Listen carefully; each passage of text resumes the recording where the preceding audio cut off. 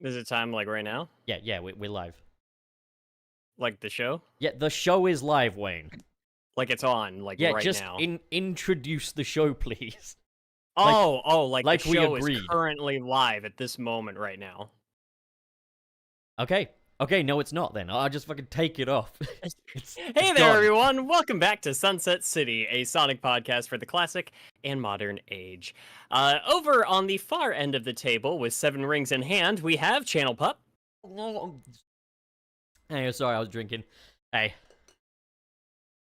Sitting next to him, bashing a talking sword with a big rock, we have Nick. I died. Or rather, I had a dream I died last night, and it really messed me up. Messed me up really badly. Were you at your own funeral and crying and sobbing and shit? Well, no, just like the actual act of dying. That's what the dream kind of led into. You saw yourself die? It was no. So it was like an So what was out-of-body happening experience. was we were on a runway. I say me. I was in the co-pilot seat. Pup, I think you were trying to fly it, but you wouldn't actually ever take off, and then there was this giant plane behind us that was also gonna go on the runway. And you know how you sometimes can make your dreams, you can direct your dreams without meaning to. Like, for example, I was like, oh man, I hope the engine doesn't blow up on that other plane. And then, oh no, the engine blew up on the other plane. And it just kept creeping closer and closer and closer. And then suddenly everything stopped. And then I was like, what, why is everything frozen? And then I realized, oh, the impact was so swift I didn't even realize it happened. It had already happened, and I'm just stuck in this still frame, and everything started just spiraling away a little bit, and it kept getting harder and harder to think. And I'm like, this is what dying must be. Because I want to scream, but I can't scream. I want to call for help, but I can't call for help. And things were just fading away little by little, and it was the most terrifying thing. And then I woke up. I guess we're even now after you invited fucking criminal terrorists to my fancy dress party that time and wouldn't even ask them to. Oh yeah, I forgot about that dream. Yeah, that happened. That's how Nick became Frozen from the hit movie Frozen. Makes you wonder, though. You know what I mean? So, for those wondering, Gilly and Suris once again have hemorrhoids. That'll teach them to rub each other's chocolate starfishes together. But, yeah, they won't be in attendance today. But it is Gilly's birthday, so if you do want to send some money his way, you can do it via Sunset City, and he will get a share. And they will get read out at the end. But do you ever think about that? What it must be like when your brain is dying, and it's just starting to spark away a little bit, and all is left in your brain can't even put together a thought. There's just little bits and pieces struggling to hold on to whatever is left of yourself, and all that's left. I remember trying to have this literal conversation with you during a car journey, and you were like, I don't want to talk about this. But yeah. I remember. Why does this make me think of that one bit from like the Family Guy Star Wars special where Lois is talking about what it would have been like for Obi-Wan to get beheaded? Yeah, that's kind of what I was thinking about. Or like Wild Wild West, when they chop out the head, and then they put like projector in there saying like, "Oh, it burns the last thing you saw." I'm gonna be real with you, buddy. What I've never seen Wild Wild West. What a quality movie. I think I saw. I think I perceived the giant steampunk spider as a child, and that is the only thing from that movie I've ever known. That's the only thing that knows in the movie.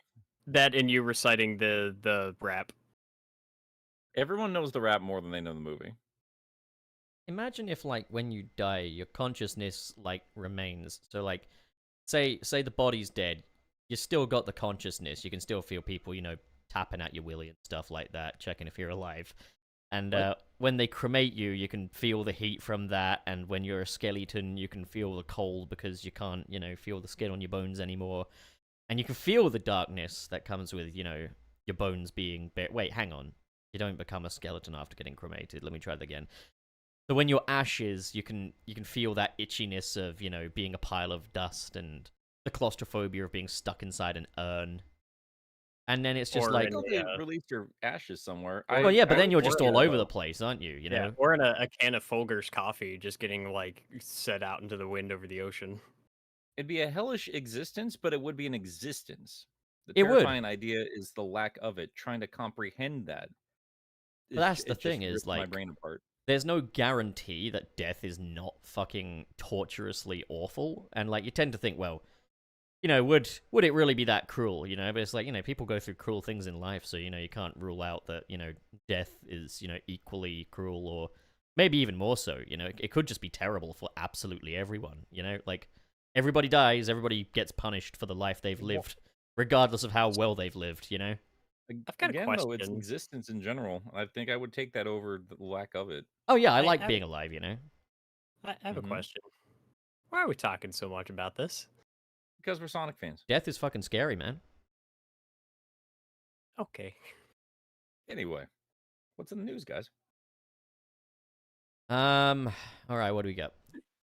Okay, so this is kind of more of a cautionary, I guess, because we're not going to go into any detail on it, but there are leaks surrounding Sonic Frontiers Update 3 out there, so be vigilant, I guess, you know, keep an eye out for any Be vigilant leaks. and find as many as you can. Yeah, literally, just, you know, even if you don't want to get spoiled, just be sure to read them thoroughly, you know?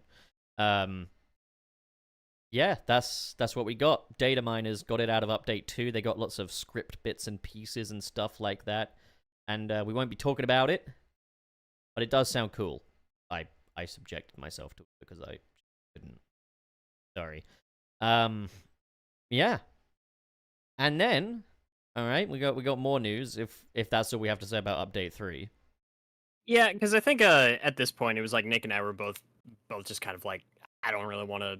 You don't want to find out. I don't blame you for not wanting to find out. I don't blame anyone for not wanting to find out. Yeah.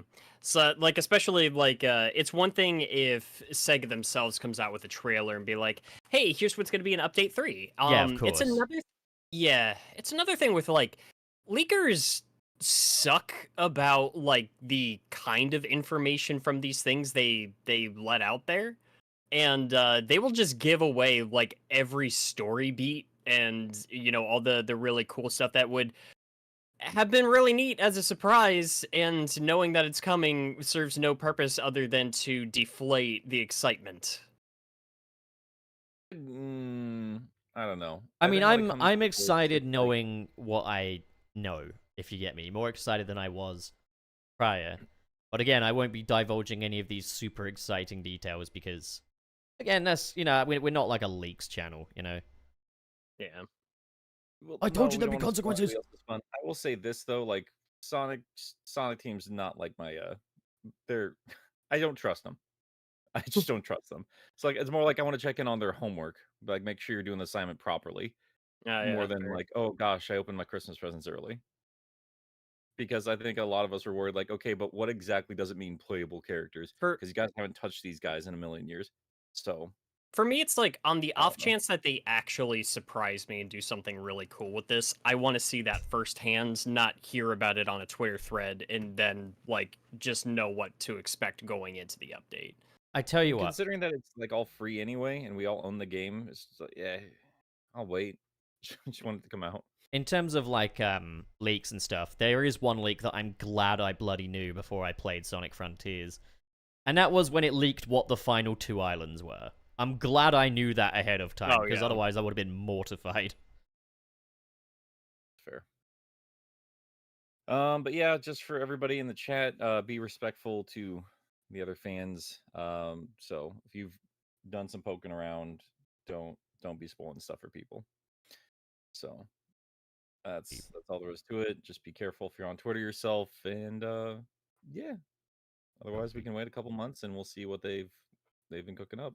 Poking around and bragging about it, you know? Okay. Well, yeah. So, next up, Sega of Japan, I think.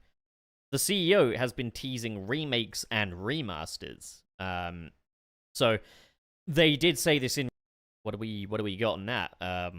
Any kind of speculation you want to throw out there? I think the obvious one is like everyone's expecting a remaster of Sonic Adventure 1 and or 2. If you're doing a remaster or a remake of any kind, that's one that they've specifically called out before. And so if there's one that's most likely to get that treatment, that'd probably be it. Now, personally, if I'm talking Sega remakes and remasters, Sonic is kind of low on my list of things I would like to see, but that's, me. So, No, I sorry, go on. agree. Yeah. No, you go ahead, Pup. Well, I was gonna say, yeah, I think the adventure games are the obvious one for the remake treatment. Like that's one I think everyone wants, Like, and I think doing like a double bundle of Sonic Adventure 1 and 2 could be quite a big deal if they get it right and everything. And I think in terms of the remaster department, like if it's not a full on remake, can the fucker in the car outside my window stop tooting? If they're just doing remasters, I think the one people are asking for the most is Sonic Unleashed. And I noticed that, I think it was Katie Krasnonsky, or however you pronounce her name, she put out on Twitter a thing saying, like, what, Sonic game would you most like to see get a remaster? And the response was overwhelmingly Sonic Unleashed. So if Sega are listening, I think, that's one the fans really want. I've heard a lot of musings about like a Sonic Heroes remake as well. I think that one's quite ripe for the remake treatment. That would be quite a good one. Just as like a means of, fixing it up a bit, because I think that game has a lot of potential, but there's also a lot wrong with it as well.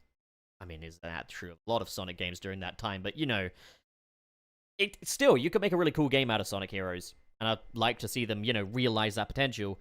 One I haven't seen anyone say, though, aside from myself, is I would like it if we could get a remake of Sonic Forces and do it properly this time. Get Ian Flynn writing the story and everything, and just, go over it again, revisit the Phantom Ruby saga, bring Infinite in, have Dr. Robotnik take over the world, and just do it well, because that was such a cool premise that was so squandered,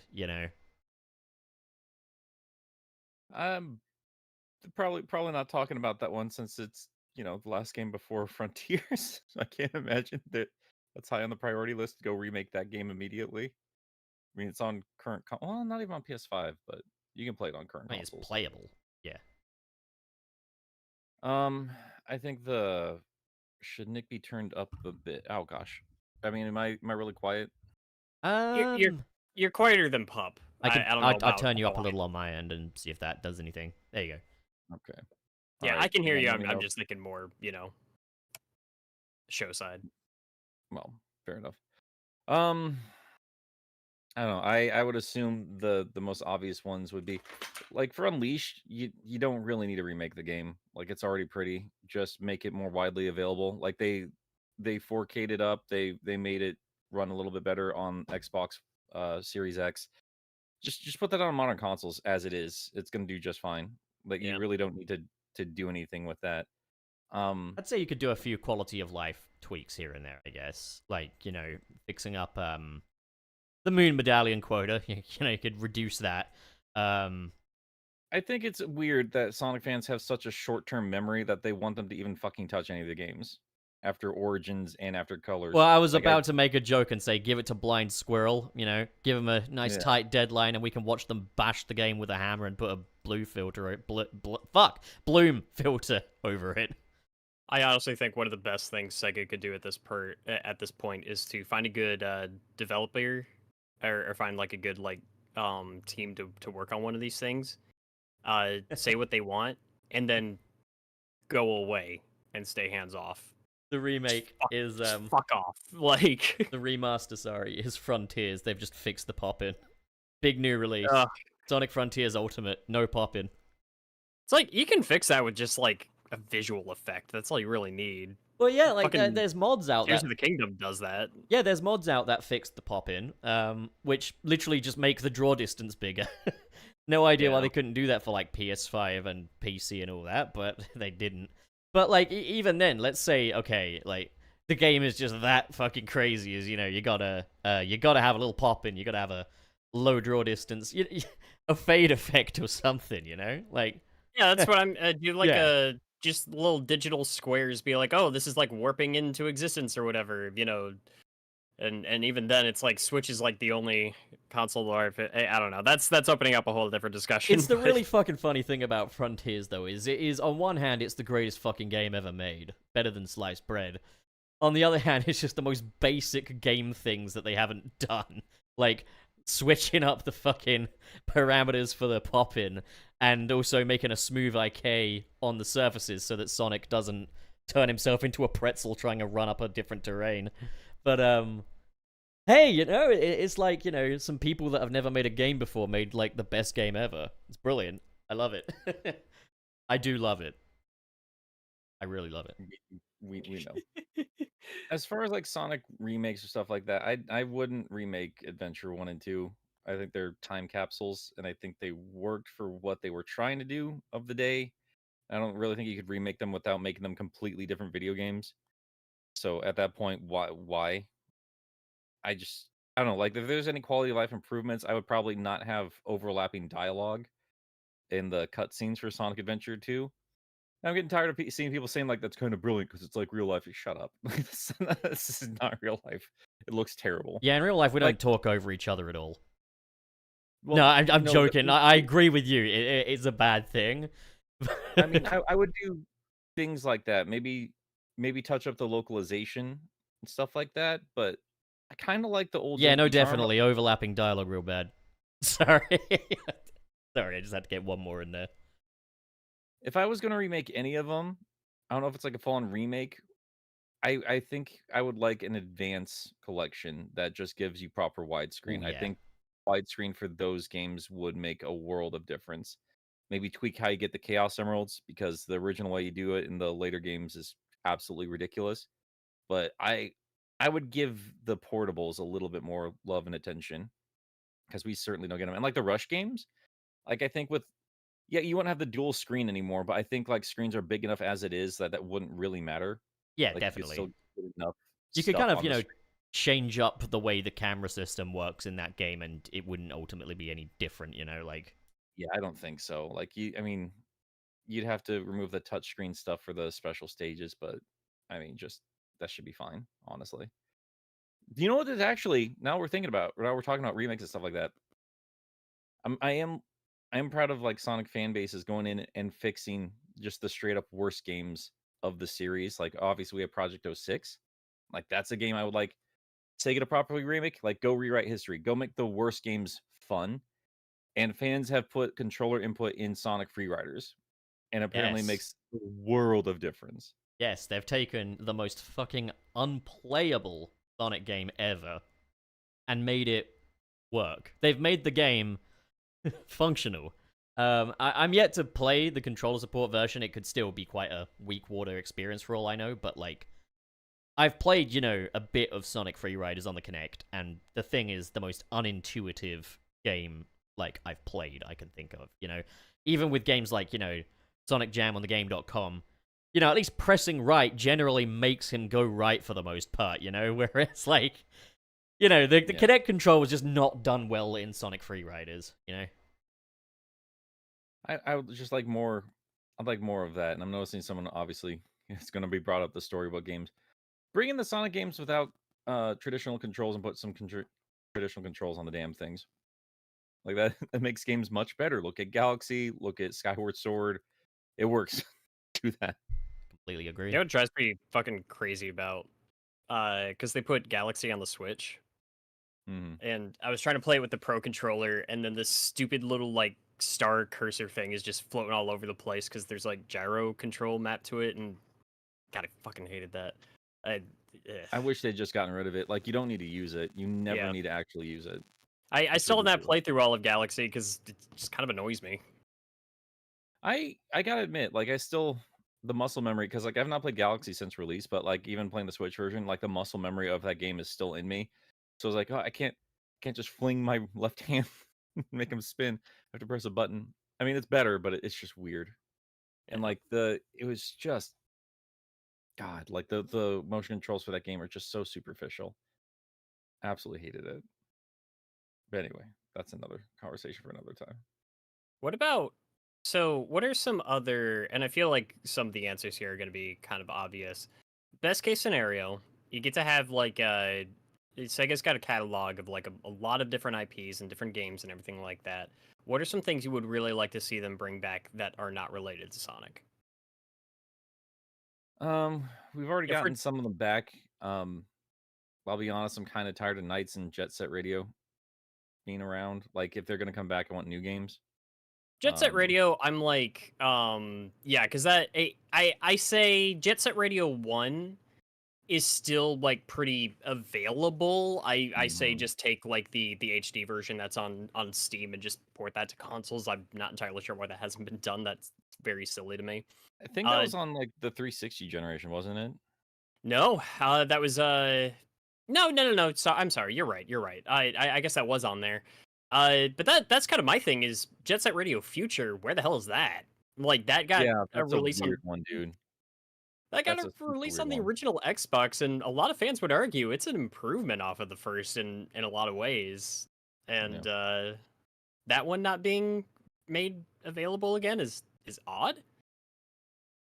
And like you said, Knights is also very available. I'm playing it on the Saturn now, and I'm really enjoying it. What an adorable little game, but it's also is just like yeah, it's available. I want to see something that hasn't had a chance to be out there for a while. You know? I want rare games to be less rare. That would be my first thing. I mean, if I had the money for it, like they're rare for a reason, right? Like they weren't making bang for them originally, but like a lot of Saturn era stuff. I want to see Panzer Dragoon Saga. I mean, obviously Panzer Mm. Dragoon 2. I want to get the remakes done for those two. And Skies of Arcadia, definitely. Oh, I And was Burning trying to Rangers. resist the Yep. urge to. Like Kuzu. I want more people to see what, because every time people talk like Sonic on the Saturn, like, and it's even like old heads like me, they're like just real still butthurt. Like, this is what Sega promised us, and we got this shitty Sonic game instead of like a proper Sonic game. It's like, yeah, but like, look at what Sonic Team was doing at the time. They were doing some incredible stuff, like Knights, Burning Rangers, and stuff like that. Like, I want more people to see how Sonic Team evolved and understood 3D without Sonic before they went back to Sonic. I think that would be really cool to revisit that history. Yeah, that and like yeah, I think Skies of Arcadia is the big one for me. Is the only two systems that thing was ever released on were commercial failures, and it was already kind of hitting a niche market. Mhm. So that game just really didn't have a chance like either time it was released out there, and that's one of my favorite RPGs. And I talk about that one a lot, and that one has no shortage of fans, so that's not exactly an obscure game, I wouldn't say. Not on the same level as some other like forgotten Sega franchises. But It's just a matter of like understanding like how big your audience is going to be. Like they're not. It's not going to be a multi-million-dollar like smash hit, but like the cult status of it alone will. The gameplay is going to carry it. yeah. I think Yeah, that art direction still works just fine, even if it is dated at this point.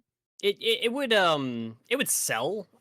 It's just like it wouldn't. I was looking yesterday because I noticed apparently Sonic Sonic Racing Transformed actually had a couple of Skies of Arcadia inspired tracks, but Vice himself was a playable character in that, and I do not like that 3D model, and it got me wondering. It was just like the art style for Skies of Arcadia works so well for working with the limitations of the Dreamcast, and I think Yeah. it's probably one of the most expressive games I've seen from that era. Like the way people's faces move and like just how alive they feel and everything. I'm not sure how that would translate to 3D, and I'm wondering what you would have to do to try to maintain that it on more modern hardware. I don't know. There was just something charming about that. It was like that in Power Stone had like this charming, smooth, candy coated kind of look to everything. I really like how those games look. Yeah. Yeah. You know, it'd be What cool. about you, Pup? Uh, Virtual on Cyber Troopers. That's actually a good call. Hmm. I think there's still like I wonder if that stuff's still going on in arcades around I've only anywhere. played it the once. I played it, that time at Portland with Suris. But Yeah, and that was a fun time. I had Yeah. great fun with that. That was one of those rare occasions where you get my Type 2 ADHD brain to just, sit down and be competitive without just doing random bullshit. Well, that was Like like Sega's Minecraft. like strong suit, and I think that's what they translated best into Sonic is they knew arcade. Like they understood what makes arcade games fun. That quick, fast, that twitch, like and quick, gameplay loop stuff. Like I mean, all of that stuff's really good. House of the Dead, Crazy Taxi, Virtuon, like all of that's good because they understood arcades. I want to And try yeah, Crazy Virtuon are Taxi good, myself. great. Crazy Taxi is fun as fuck, and it's one of the funniest games I've ever played just based off of its principles alone. What is that then? What's Oh, like the like general thing you do in Crazy Taxi? it's literally so it's very arcadey, like Nick was saying. But it is you're a taxi driver. You're plopped down in the middle of a city. You have a time limit, so you need to go pick up a passenger. And when you pick up a passenger, you are allotted a little bit more time, and you need to make it to their destination as quickly as possible. And whatever time is left over on the timer, they add to like your overall timer. But that, and you also like get paid more money depending on how fast you are, and if you're like avoiding obstacles, but you're getting like near misses if you're doing like certain driving tricks and everything like that. And a lot of it is just learning how to drive really well, really fast, and just avoiding shit along the way. But the entire time, it's because you're like actively trying to get near misses with like other cars and stuff like that, and there's pedestrians everywhere. It's fucking funny because you're just constantly hearing people scream around you as you're just driving around like a madman trying to get somebody to Pizza Hut. Like that's the game. Sounds like my kind of game. It is so funny, dude. I love Crazy Taxi. Somebody else mentioned a Sega bass fishing. You know what? No lie, not even joking. Bring that back. Like with Joy-Con support, that was one of the first games I could think of that had like a good like a motion activated controller, that fishing rod for the Dreamcast. And that's part of that Dreamcast collection. Like that, the 360 era, they were bringing all that stuff to the arcade. Sonic Adventure 1, 2, Crazy Taxi, and Sega Bass Fishing. Like that was all part of that Dreamcast collection. So it's a little weird they just haven't like brought that over to future consoles. I don't know. Oh, Seaman, yeah, Charles, yeah, you know what's up. That's a great one. Did that ever get released on Absolutely. anything outside of the Dreamcast? Not in the States. In PlayStation 2 for Japan, and it got a sequel in Japan as well. Oh wow, okay. I think you know what? I think you've made a video about that. I talked about it briefly in a Christmas episode, I think. Was it the Christmas Nights video? No, No, how no. Sega does Christmas. Right, okay. So I talked about that. So Seaman, I'm I trying want to to get think my who hands else. I on, think but Cybershell did like a really Come on, extensive look man. at that stuff. Come on, you know what you're doing, Wayne. Come on. oh, I know that's the joke literally every YouTuber that's covered the game has always made. Yeah, You can see But why. I do want that game. It's just it's really expensive now, especially if you're trying to get like the entire collection there. You know what? I'm gonna shout out Mr. Terry Chaos here. That is a great pull. This is the kind of stuff I would love to see. Propeller Arena. Do you guys know the story behind that one? Oh, I can't say that I do. So that was completed. It never was. It was a like Terry's saying here. It was canceled due to the map set being in New York, considering that time of Oh that's no. but like that was that. also I'm pretty sure it was the Propeller Arena team, unless it was a different aerial game. But I think that was the team. Like Yuji Naka walked in and like was starting speaking in Japan, like how he wanted to deconstruct the team or like steal some of their tech or use some of their tech for his own stuff or whatever, not realizing that some of the team members understood Japanese and realized he was being an asshole. Well, I hate him because he's a criminal. I'm looking up some stuff now, and this might be a basic comparison, but I'm thinking of Crimson Skies. Crimson Sky. Oh, I, yeah. No, I think I was like, that's a yeah, great game though. yeah, OG Xbox. That was like one of those. I think that was one of those first like Xbox Live, taking advantage of online multiplayer and everything like that. Sold like garbage. It's still worthless too. Oh yeah. No, I see copies coming all the time. I need to just pick one up already, and actually sit down and play it. You need to grab it. It's a really fun game. It's super charming. I'm totally down though, this Propeller Arena thing. It doesn't matter like what game concept. If it looks like a Dreamcast game, I'll like it more. Yeah, Uh, that's that Hi-Fi Rush game I need to download I because need to now play there's a that. Yeah, skin. There's a skin for the main character that makes him look super low poly, and he looks very like Dreamcast PS1 era. it's that cell shaded look. Yeah, super super sexy. I Webster love said it. it in here, and I have to. I see where he's coming from here, but he was saying that Power Stone and literally the game I was talking about, or we were talking about, Skies Arcadia, Mhm. feels like an evolution of the Mega Man Legends games, their art style. I can kind of see that. Yeah, Skies of Arcadia, I definitely see that comparison with like especially Mega Man Legends. Legends uh was doing some really great stuff with just expressiveness and like what you could actually do with those character models and stuff like that. And I respect that a lot. And again, Skies, I think for its time was almost unparalleled. It's surprising like how much you can tell from the cutscenes and like the emotion and everything. It's kind of like shoot, what was that? Vagrant Story for the PS1? Mm-hmm. That one also was like taking like the cinematic angle to a new level. I don't know if you've Beautiful. just That seen like art, the way those, huh? the art style is beautiful. That I cannot comprehend the mechanics of that game or just the systems. I can't figure it out at all.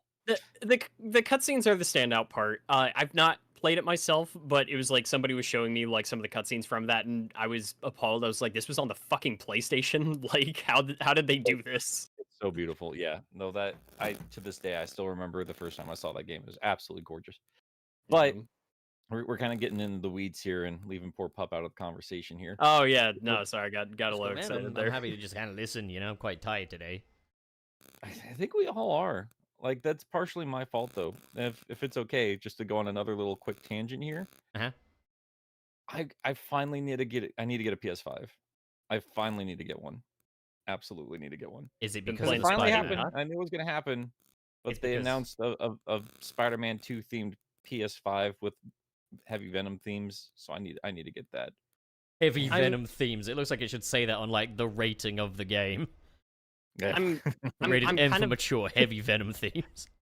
I'm kind of glad I got that like orange shell for my PS5 so that I don't have to worry about getting that because me from like a year ago definitely would have gone crazy trying to get it. I might still go after that controller. I'm really happy that they're selling them all separately. I mean, yeah, so they are doing the plates and just the plates, right? Yeah. I might Yeah, have yeah, to you can cop buy the the plates by plates. themselves. But that said, part of me still wants to get those rounded plates, which take away that funny open collar look that the PS5 has. So I'm like, Yeah. oh, would I rather just get some custom plates, or would I rather get these? Like it's a tricky toss up. But we'll see how they look on an actual PS5 model, and then I can kind of decide from there. But yeah, we also I might got. Sorry, go on. I might be in the minority here.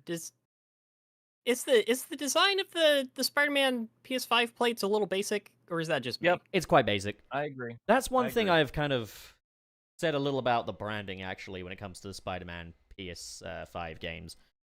Same applies to the covers as well. I kind of just wish they'd be a little more ambitious. I get the whole thing, red background, put Spider-Man on it, it's simple, it's effective, Spider-Man is enough to sell these games, so I admire kind of the confidence there, but I still just, once we got round to the second game, it's like, oh, now there's two Spider-Men on it, and it's a red background. What disappoints me a little bit is that you've got like Peter's spider symbol on the side with like the symbiote and like the red and everything. The other side that's pure black, it's just the Peter spider symbol again, and I really would have liked having the Miles one there. I get I that maybe agree. they're trying. Yeah, it's like I maybe want the they were Venom worried one it would there. be like implying that maybe are they trying to imply that Miles got the symbiote too, and I doubt that's what they're going for. But I just ever since like they were saying that they wanted to do like both Spider-Man in one game, I wanted both to be represented on like one console. I'm still sad we never got faceplates for the Miles Morales game. I mean, check the backrooms chat a second, Wayne. I think that looks way better than the official thing.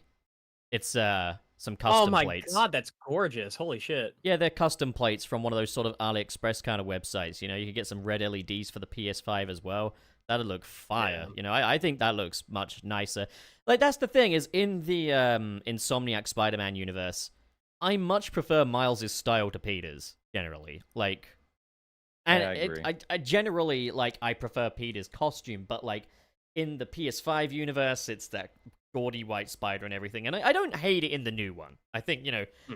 they've made enough tweaks to that design to get me to like it now, but even then, it's like, Miles looks better. Miles better, if you ask me. Well, he also plays better in his own game, but I'm hoping that they evolve the gameplay for Peter a little bit to I mean- kind of match how good Miles like feels to control. And they really, though? Because the only real difference is the Venom abilities.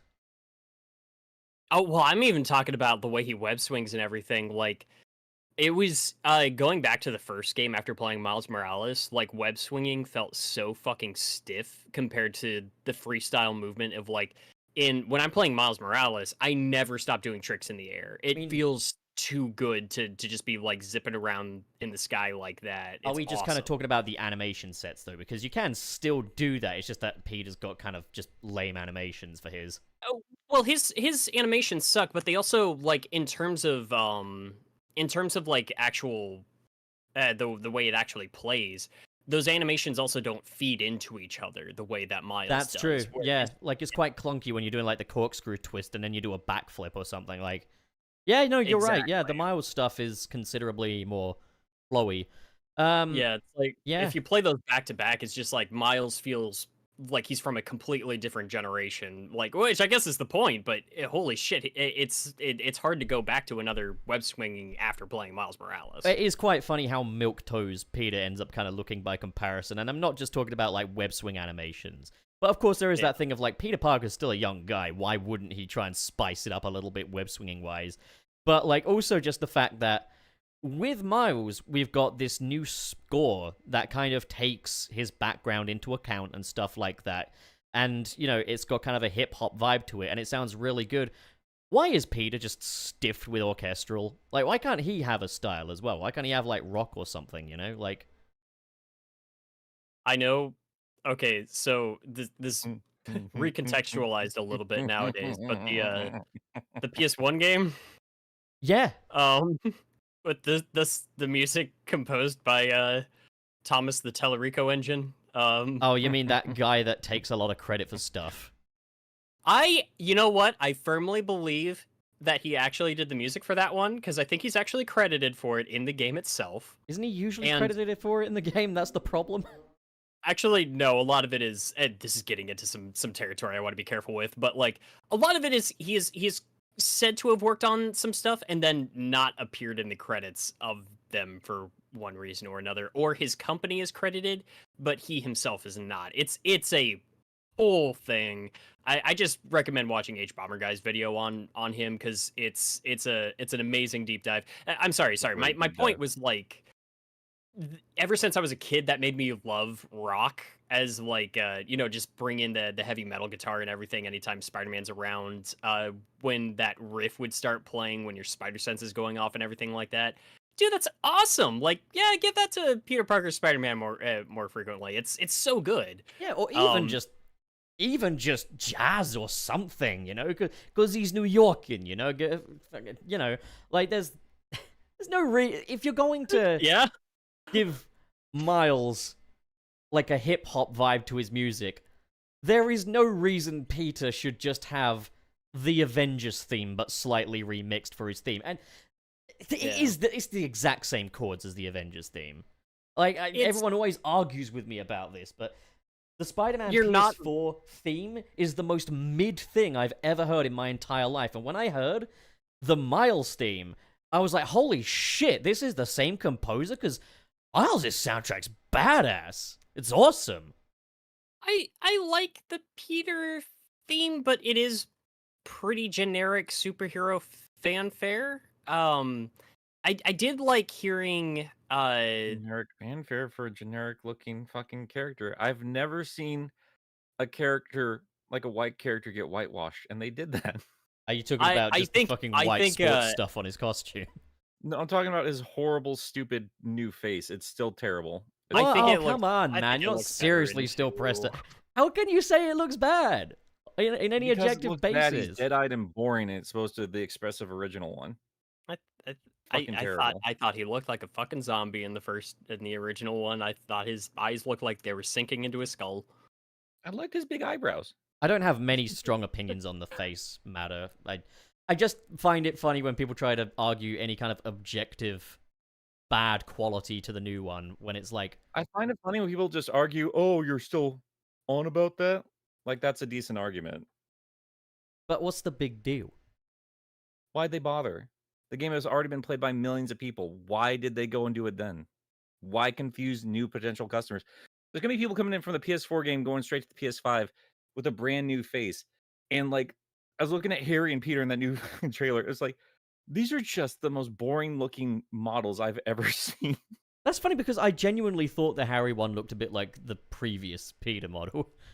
And it made me wonder if that was maybe why they changed it, but I don't know. I feel like if you're gonna... Didn't they change Mary Jane too? No, they didn't change Mary Jane. Her face model is the exact same. Her hair's just been let down. Same actress, same face model. Yeah, her hair's is just let down and it frames her face in a different way, and she looks great. She looks play the game. real I good. care more about the mask than the face. It's just it was such a weird decision. I mean, it's just making it look slightly better. It's all well and good. Very, very weird decision.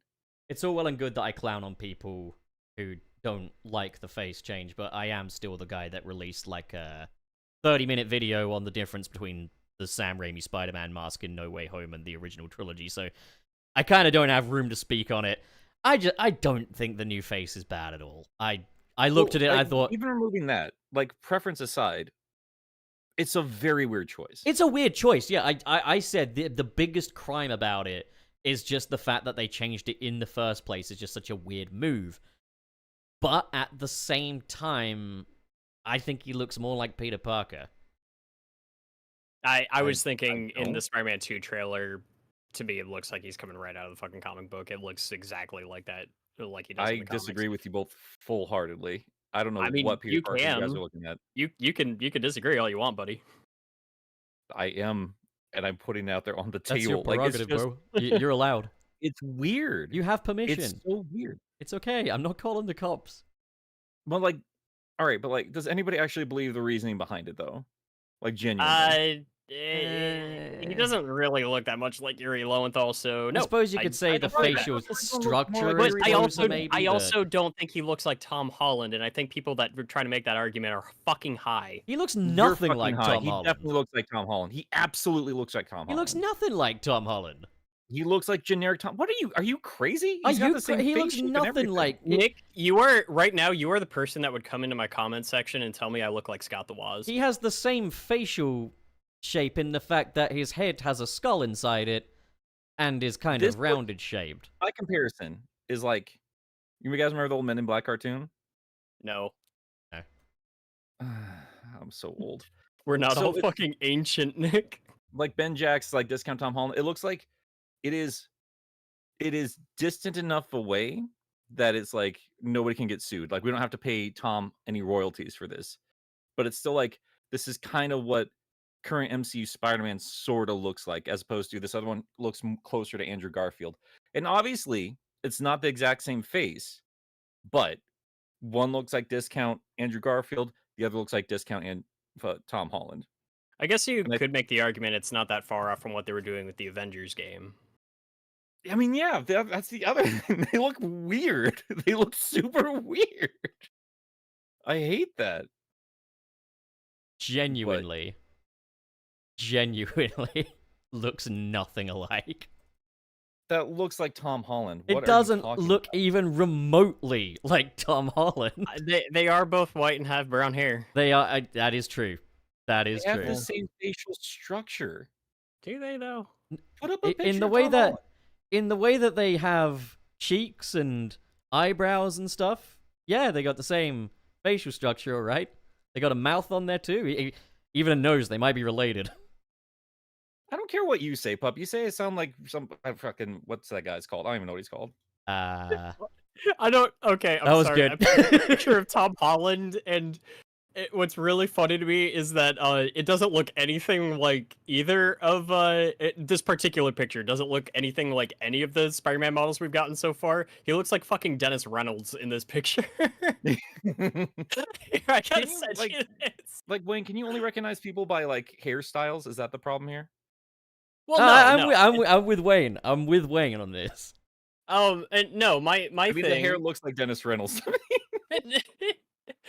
No, I'm even thinking like it's like the way his cheekbones are like going in a little bit, like it's in this shot right. Let me see if I can pull this up. Oh wait, real hold quick. on. I don't think he looks like Dennis Reynolds.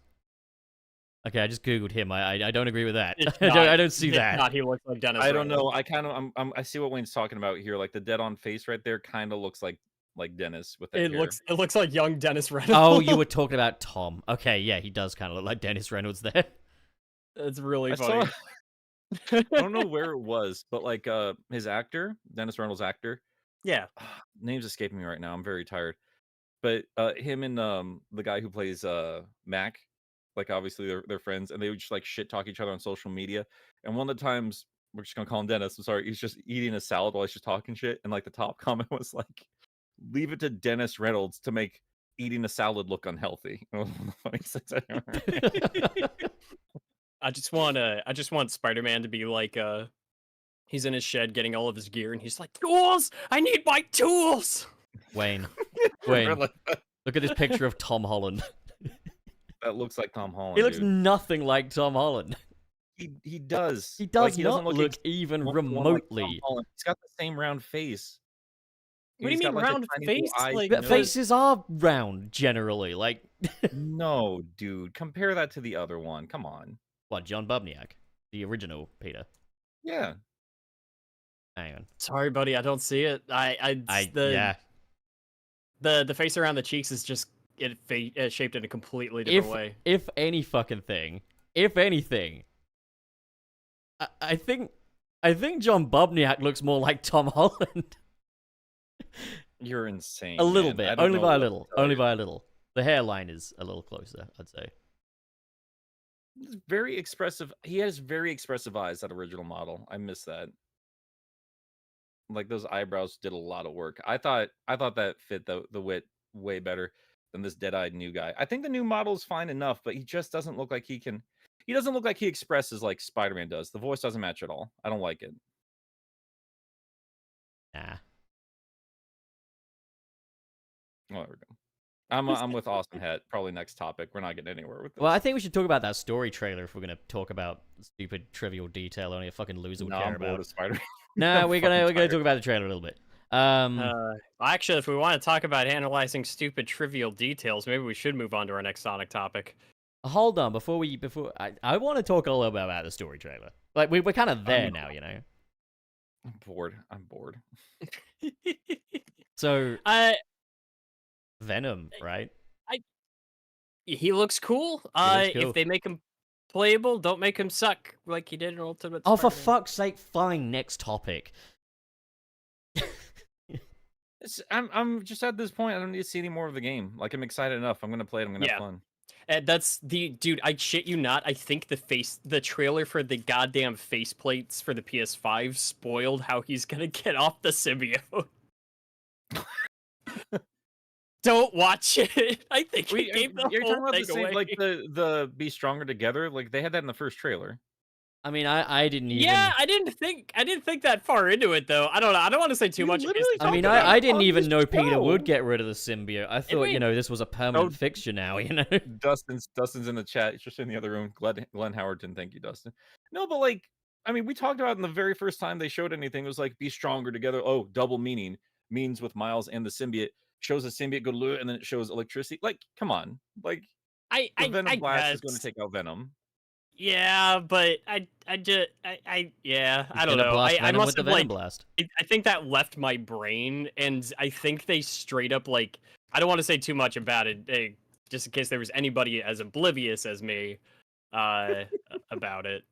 But yeah, the fucking faceplates trailer I think used dialogue from the goddamn cutscene in which that will happen. I haven't seen the trailer. I didn't know there was a whole trailer for the. I haven't even console. looked It's just- at that. it was like a 20-second, like just a little like spot thing where they were just showing off the faceplates, but they were just using dialogue from the game, and yeah, everybody in the comments was just like, did you guys just like why would you do it that way? Actually, can we talk Certified. about Who would have guessed Venom would be removed by his iconic weakness? Oh god.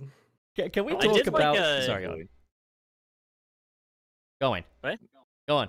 I was just gonna say I liked the in the trailer you do see the lizard's roar affecting the symbiote. Yeah. Yeah. I think it's gonna be I- awesome. I think this is going to be everything I actually legitimately liked from the Spider-Man 3 game, but done better. Yeah, done in a way so that I don't fucking spend 40 minutes fighting the fucking Craven boss fight, only get shut down into a bat full of lizards without fucking seconds notice, bombarded by them with only a fraction of health left from fucking fighting the Craven fight, and then have to go back to do the fucking Craven fight again.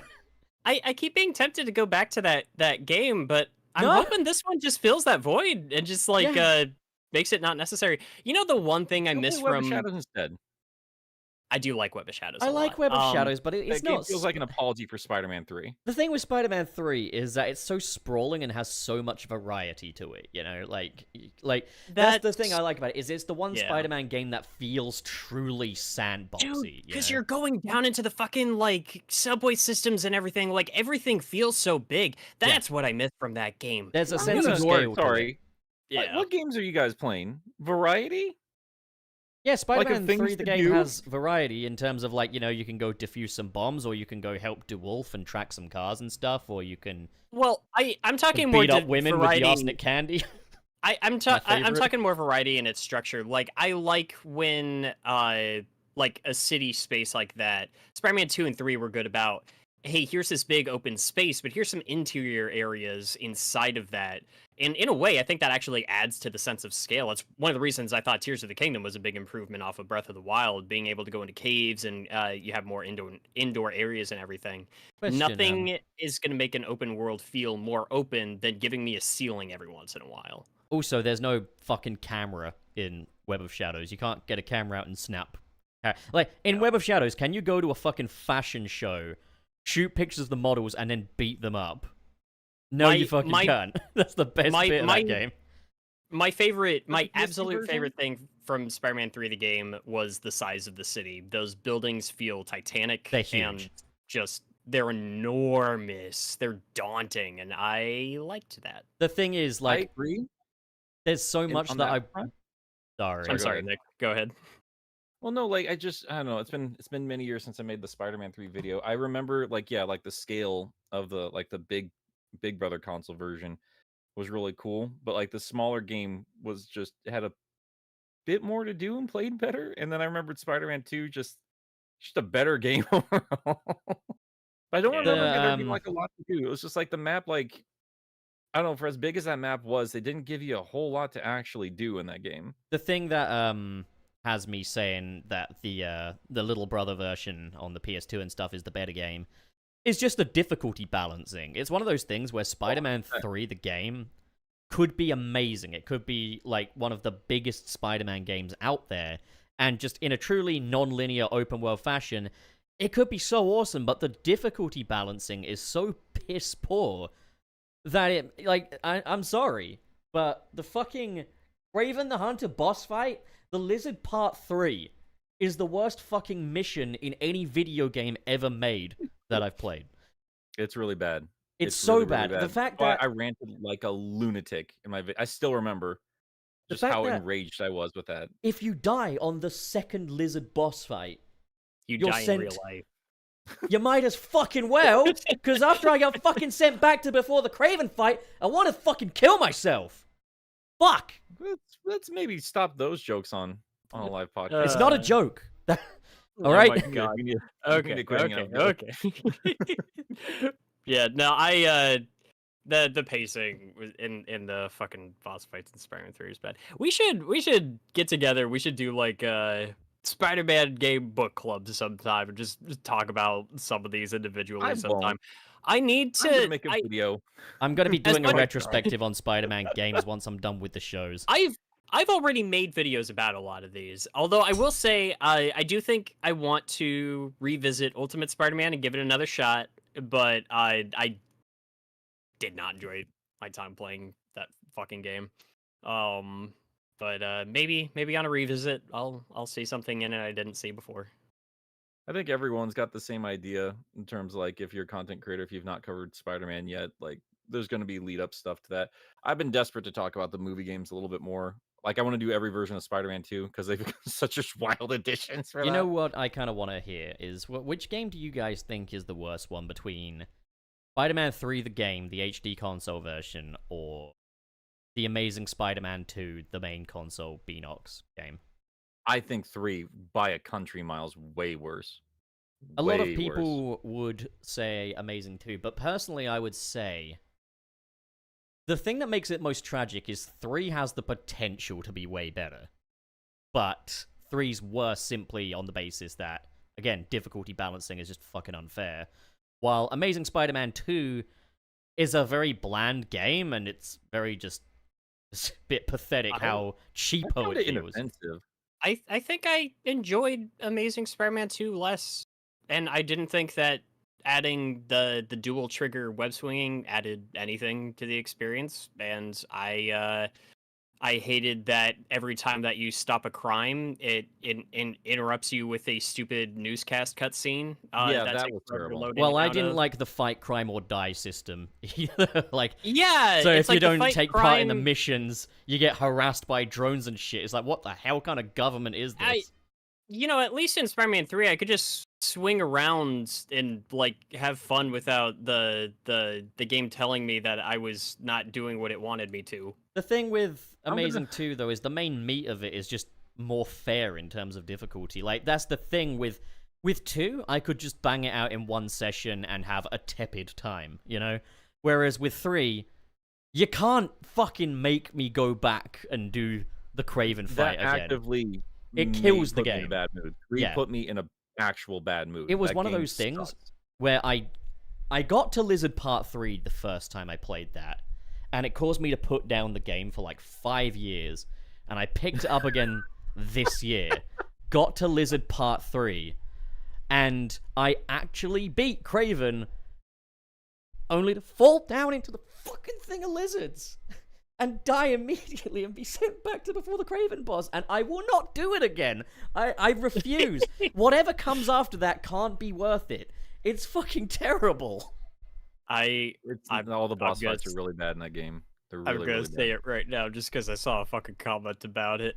I bitch about Ultimate Spider-Man. I'm not even gonna give a single like part of my soul into trying to defend friend or foe. Fuck that Absolutely. game. I was gonna say, I Ike think Dave, that's I'm just a sorry. very basic good time. Dude, it's everything I fucking boring. hated about Ultimate Alliance, but with Yeah. Spider-Man characters. I agree. That game I'm had with you 100%. As yeah. much as I hate Spider-Man 3, I will web swing in that any day before I pick up Friend or 4. At least I won't be bored. I mean, That game's yeah, forced if I'm the just shit web out of me. swinging Foe around was- the map, then maybe I've got a reason to play Spider-Man 3, but any Spider-Man game other than Spider-Man 3, I can safely offer it the defense of, at least it doesn't have Lizard Part 3. I guess so, but like I- I'm with Dustin here, where he's like Spider-Man. There's a lot that aren't great, but like for a lot of those games, you just swing around the map and not give a fuck. The thing is, And though, I'm with you there. I want to engage with it. I really want to actually engage with it because there's stuff there that's intriguing me, and it's locked behind this fucking Lizard Part 3. And There's stupid shit. Yeah, it's not that I but can't get past it anymore. It's that I won't get past it. I'm not gonna try it. That game has made me very upset. I get that. I'm not defending the missions. Any of that game. but I'm with a lot of these folks. Like, look, if I have a choice between swinging around New York City and Spider-Man 3 versus playing any of Friend or Foe, I'm going with Spider-Man 3. Yeah, friend or foe is I made this comparison again to the Ultimate Alliance games. Friend or foe is the monotony and basic ass simplicity of a Lego game, but if you tried to make it a beat 'em up. I thought it was just okay. It's just a Shattered- beat 'em up. Shattered Dimensions was a good fucking Spider-Man beat 'em up. Friend or foe is tapping 2 buttons throughout the entire game. and it sucks and it's boring and none of the levels are interesting and I hated every fucking minute of it. The only good thing about it was that I remember being a kid and being excited because you unlock Prowler as like one of your first buddies early on, and when I was a kid nobody knew who the Prowler was, and so I thought it was neat that he showed up at all. But the that's it. That is, I think that was the Hobie Brown version of Prowler 2. That's the only thing that game had going for it. Everything else fucking sucked. I It's need to bad stress, game. just like I always do, like this stuff is designed with multiplayer in mind. So if you're having fun with your friends playing those games, I completely understand. I You know what was usually a don't big like fucking doing that though. that was a big fucking letdown that was guilty of absolutely everything you've thrown at friend or foe. Batman Rise of Sinzu. God damn. What a drop off from Batman I've never Vengeance. played that one. Dude, You played Batman Dark Tomorrow? Vengeance? I haven't played that one, no, but I've heard Oh, terrible buddy. things about Dark. I want to see Oh, it. buddy. I'm intrigued by it. But for me, I think one of my first experiences with disappointment, aside from Spyro 4 Enter the Dragonfly, was Batman Rise of Sinzu. Because Batman Vengeance is like Arkham before Arkham. You know, like, It's weird. Like I remember when that game was coming out and like there was a lot of buzz around it. And then it came out and everyone just stopped talking about it immediately, Oh, what, Vengeance? which is really weird. I didn't know people talked about video games back then. They sure did. It was the first They video sure did. game that was bought for me. That was my first for me video game was I've Batman Vengeance. I've not. I remember like I loved the tone, but I never beat it. But yeah, I really Dude, want the story is so good in it as well. Like, I believe it. it's Yeah, I it's a wanna really give it good that. like sort of detective mystery. But like the game's so good. You got all the gadgets. You got fucking detective-y shit going on. You got fucking the vehicles and stuff as well. And then you go to Batman Rise of Sinzu, which is same continuity, same universe, and it is just a button bashing, fucking unsatisfying, stupid ass game. Like, I'm okay with brawlers. You know, I like the werehog and all, but provided that the combat is fun and satisfying, and Batman Rise of Sinzu, half the time the freaking thugs are just blocking your attacks, and there's no special strategy to get them to unblock. You just kind of grind them down, and it's so repetitive. Once you play one level, that's the entire game played effectively. But Sinzu was a cool villain, like, considering he was made for the game, so I'll give it that. Yeah. Well, we're rambling a lot about superhero games. What I was getting on with the PS5, like why I had to get one way back there. I don't know if anybody else in this room has actually played any of it yet. I finally been playing Final Fantasy 16 thanks to my buddy Dustin being up here. Like drove from California just to with his PS5 just so I could play some Final Fantasy 16. That game kicks ass. It's so good. Ah, It God, is I want so to good, play dude. more of it. Dustin's such a Have cool you played guy. any of it? How far have you gotten? I've unlocked the second skill set, and I think I'm like a mission or two past that. And then there was like the one big twist that I knew because I was paying attention to the beginning of the game. I mean, like That all of it's like clearly telegraphed, but like it's so much fun there to just to get to like, yeah, we're here. Yeah, That's so I, cool. I I don't know. I was a little annoyed by I get annoyed when I'm waiting for the main character to catch up with me. On what's frankly kind of obvious information. Mhm. But I will say they dropped a twist after that that I thought was awesome and I did not see coming. So I was I'm liking it a lot. I had my hands full, so I haven't really had time to mess with it much. I will say this because it sounds like you're not as far like the really obvious stuff. But like when they do reveal some of that stuff, they do it in the most Final Fantasy way possible, and I love it. I'm having Yeah. such a great damn like. I'm not gonna be able to finish the game while he's up here, but I was like, I need to play this game some more. So like that's why I need to get PS5. Like it's man, it is so much fun. It is so much fun. And I know It's it's a more really Kingdom good Hearts action than game. traditional Final Fantasy anymore, but like this feels like where the series was gonna get to eventually. As Yeah. hard as they led into like a cinematic sort of flavor, especially since like 6 and 7. Like this feels I don't know. I know it's all action based and everything, but it feels as Final Fantasy as it ever has to me, except with good localization, which is incredible.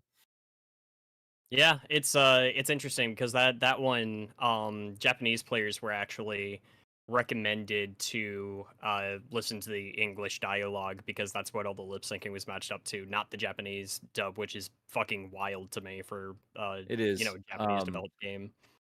I think that script kind of plays into it too. The script is I mean, I don't know, you're used to some sort of jarring business when it comes to localized games, but like it's witty, it's well written, it's well acted. Well, that's So, like they've been stepping it up because like Square Enix has been responsible for a lot of like what I've disliked about anime-esque dialogue in a lot of games. yeah. And here. I remember playing 7 Remake and thinking, "Oh shit, this is a big step up." Like Oh yeah, definitely. yeah. But that's where like the Final Fantasy characters started talking like actual people, and There's still a lot Yeah, that was there's a quite lot a of that. problem That's not in going older anywhere. ones for definite. But like, I think they definitely improved it in this newest one. Yeah. I'm not gonna hear it. Let's listen to you two talk about Spider-Man for a million years and talk a What am I doing? I'm trying to help. God.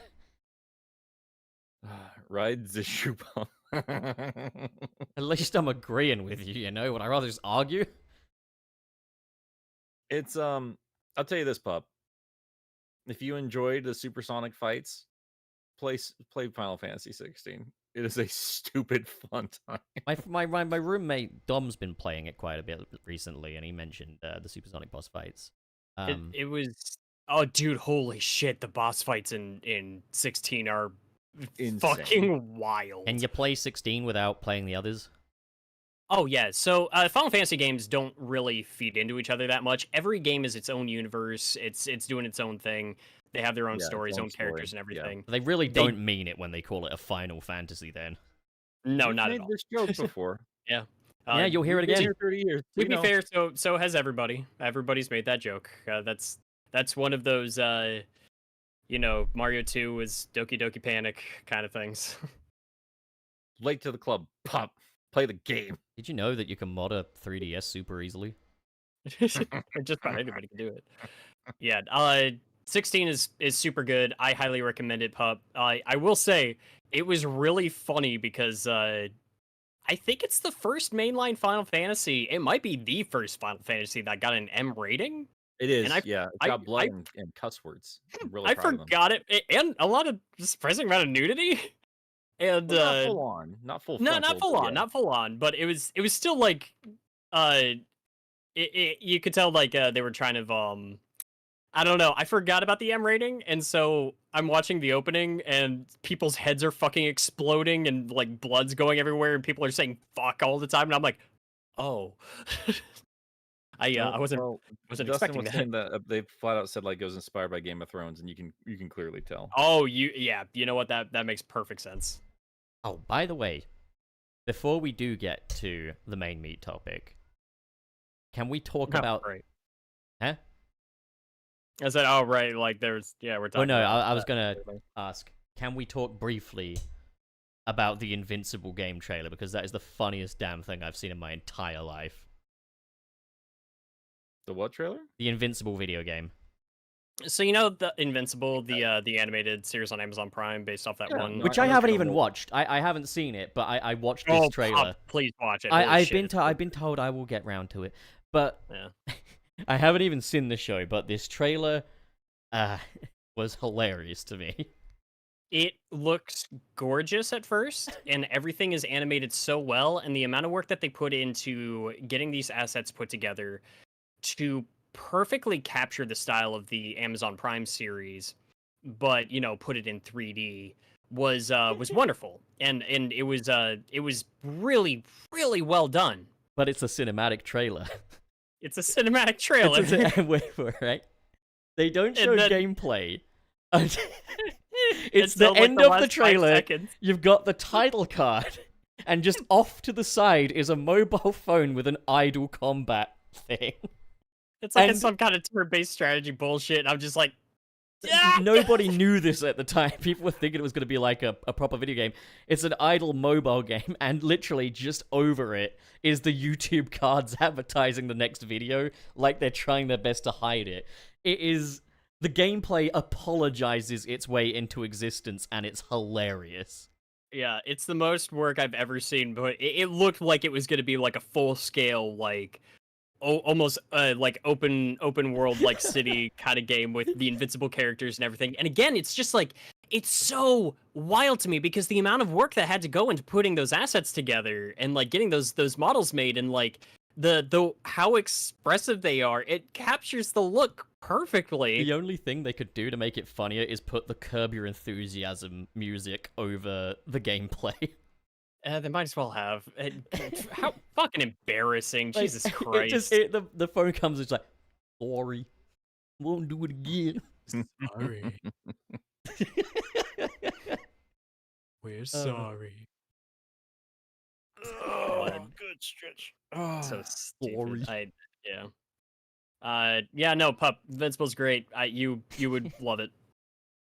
Sure, That's I hear good. it's got J.K. Simmons in it, so like that's cool. It does. But also, like, the animation looks nice. I've heard great things, so I will definitely check it out at some point. I've been saying it for years, but I got to stop procrastinating and just get watching. It's a quick watch. Okay, Yeah.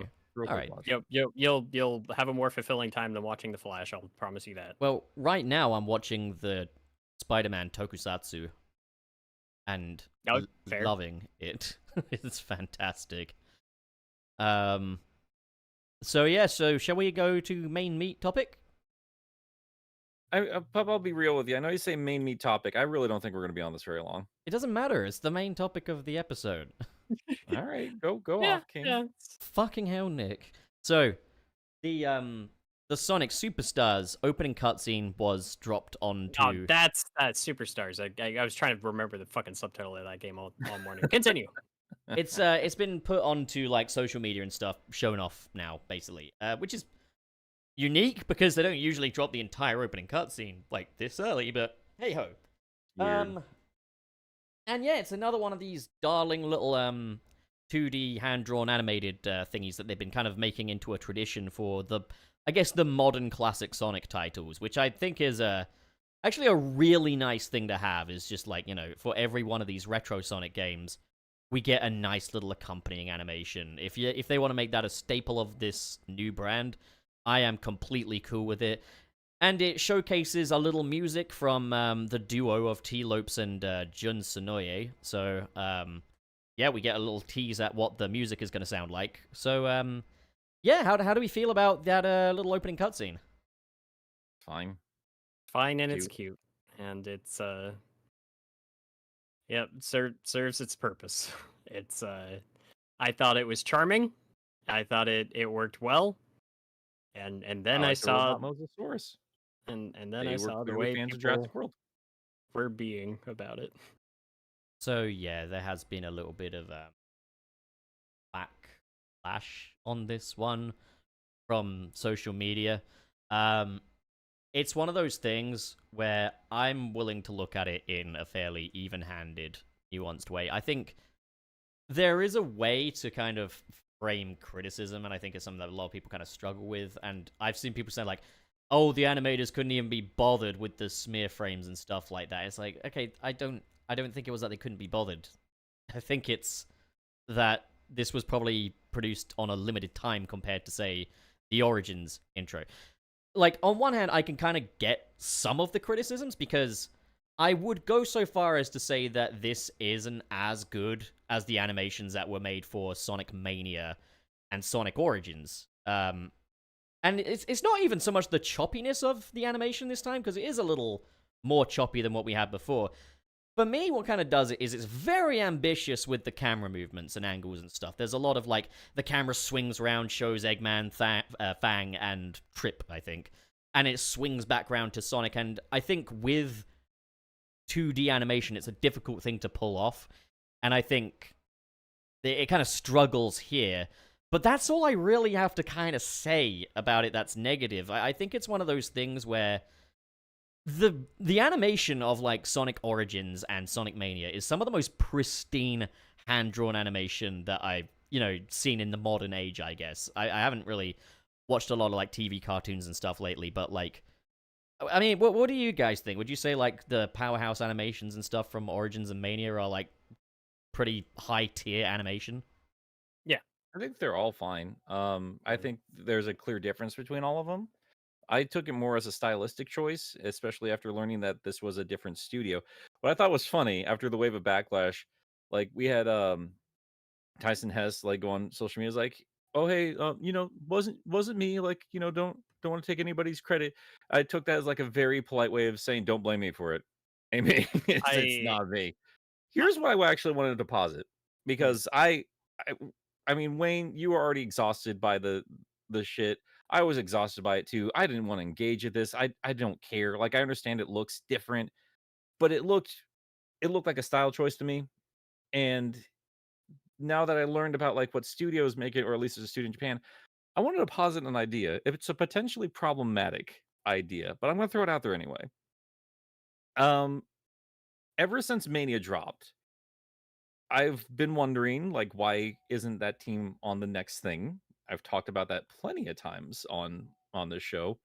And the more we learn about the behind the scenes, like there was something they were going on trying to work on with Christian Whitehead that dropped. They put Stealth and Powerhouse on Origins, and I'm sure there was enough time to get Powerhouse on this if they wanted. But it looks like every single aspect of Superstars was made in Japan. And I've heard more than a couple rumors that Sega of Japan is still as let's say proud. We'll use that instead of xenophobic or something I was like gonna that. say tight-gripped, but yeah, fair enough. Um, and every time I look at Superstars and I hear a little bit more about it, it feels like Sega.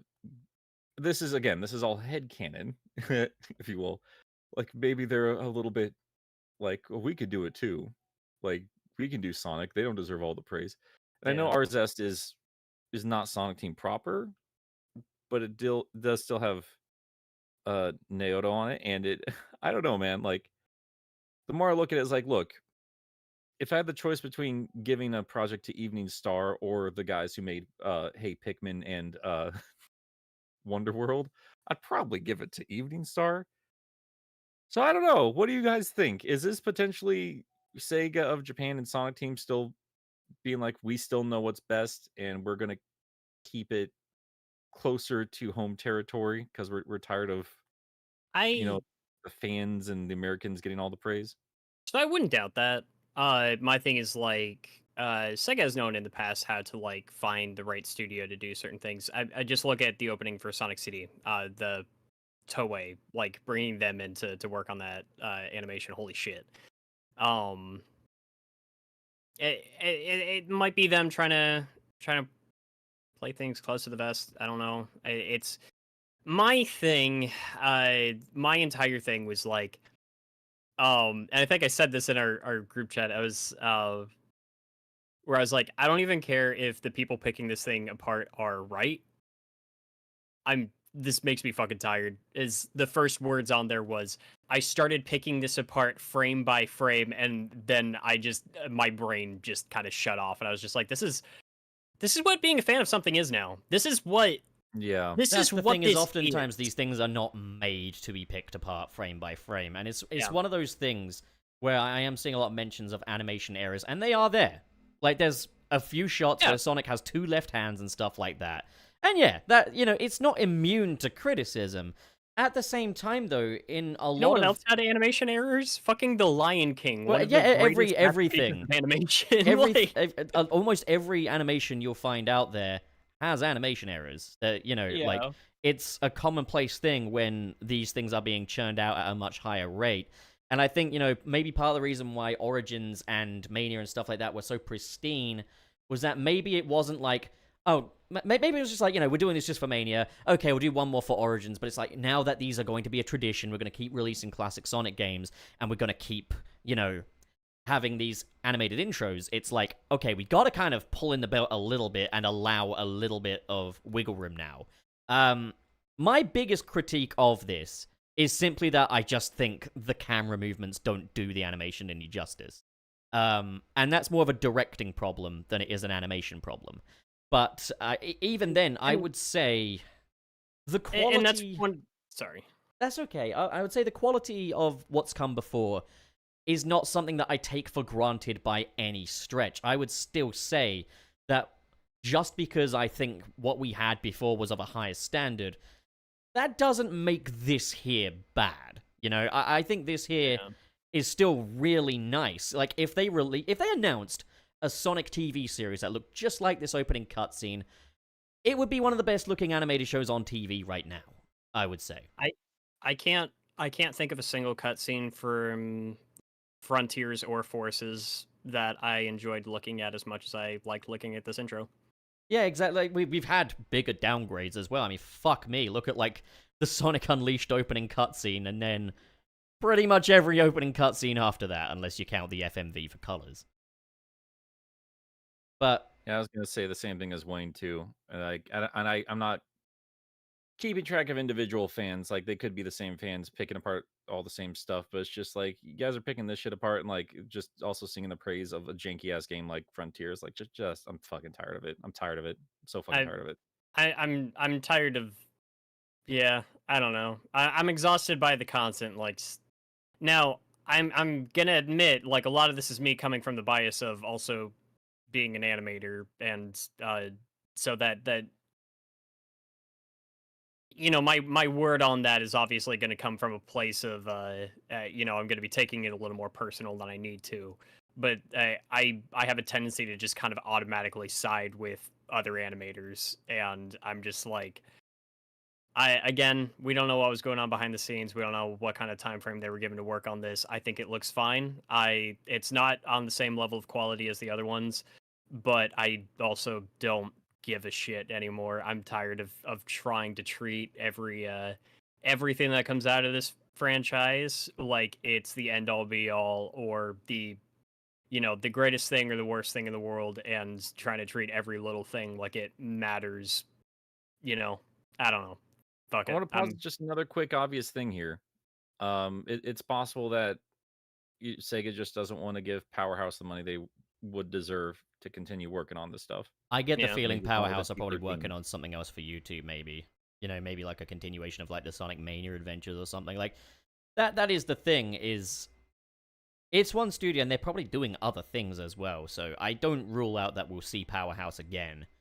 I just think, maybe for this one they... it's hard to say. I think there is kind of credence with what you kind of said about it feeling like Sega of Japan are kind of reining the belt in a little bit and saying, okay, this is going to be a Japanese-made production. We've kind of had, Sonic Mania was very Western in terms of its development, so we're going to, pull the belt in a little. But then T. Lopes is working on this still, like... and Could be okay, within the budget. It could be that simple. It really could be as simple as overseas animation's just cheaper. Really could be. There's all kinds of different things it could be, but like I also think I kind of believe it when Oshima says like Takeshi Iizuka basically approached me for a project, and it kind of went from there. And it was kind of like, yeah, okay, we've got this team together, we got this vision, so why not make it the next one in the classic Sonic catalog effectively, Yeah. I don't know. I do get I'm ultimately where I get tired. Like, I understand people like, analyzing and criticizing stuff like, but I am still seeing the comments like, yeah, but it's bad, or it's wonky or stuff. I'm like, I'm tired. I thought it looked fine. Clearly different. Absolutely. I think Yeah. there can be a lot of bandwagoning as well, to be honest. Like, It always is. one person points out a couple of animation errors and said it's bad, and then suddenly the tide turns. I notice this a lot, is it takes one person to suddenly change the horizon of... And to be honest, I don't want to invalidate everyone criticizing this, because it's fair, like, there is a bit of a downgrade in terms of quality here, but I still don't think... Talk about what you want to talk about. Yeah, just, that's why I preface it with, like, they're right. I just don't care. That Knuckles prologue was like some of the most beautiful fucking animation ever. That was great, but I also have no idea. They teased that so early on. That thing was long in development, and they were trying to promote like one of the biggest games that in this franchise that come out in a long while. I mean, visually, I prefer this art style as well to, say, the Sonic Colors Rise of the Wisps shorts, which I still thought were very pretty and stuff, but I just prefer this art style we got here. Yeah, and it's not that everybody... Like, are people... Like, nobody talked about the Rise of the Wisp. Like, I just saw it as it's just a different art style, and I appreciate them doing different things. That's what I loved from Sonic as a kid. Like, it doesn't have to be the exact same thing every time. And yeah, some is going to be cheaper made, some is not going to be as smoothly animated. but it just looks like anime to me, I guess. Like that's what I saw from this cutscene. It reminded me a lot of like current animation styles in you know in anime. So Yeah, I thought it and was fine. if you know anything about like the anime industry, it's these people are never given the time or budget that they need to work on Mm-mm. these projects on the scale that they're asked to. So it's I don't know. My thing is again, it's not fair to say that everybody that dislikes it is just following a trend or that they're invalid for thinking one way or Oh the yeah, other. no, That's I don't doubt it, it, but like, it's gotta not be. fair and it's not the takeaway that I want. But I I think being realistic is there's one thing about like getting on here every week and like talking Sonic and stuff like that. And you know, it's we got to make a topic out of everything.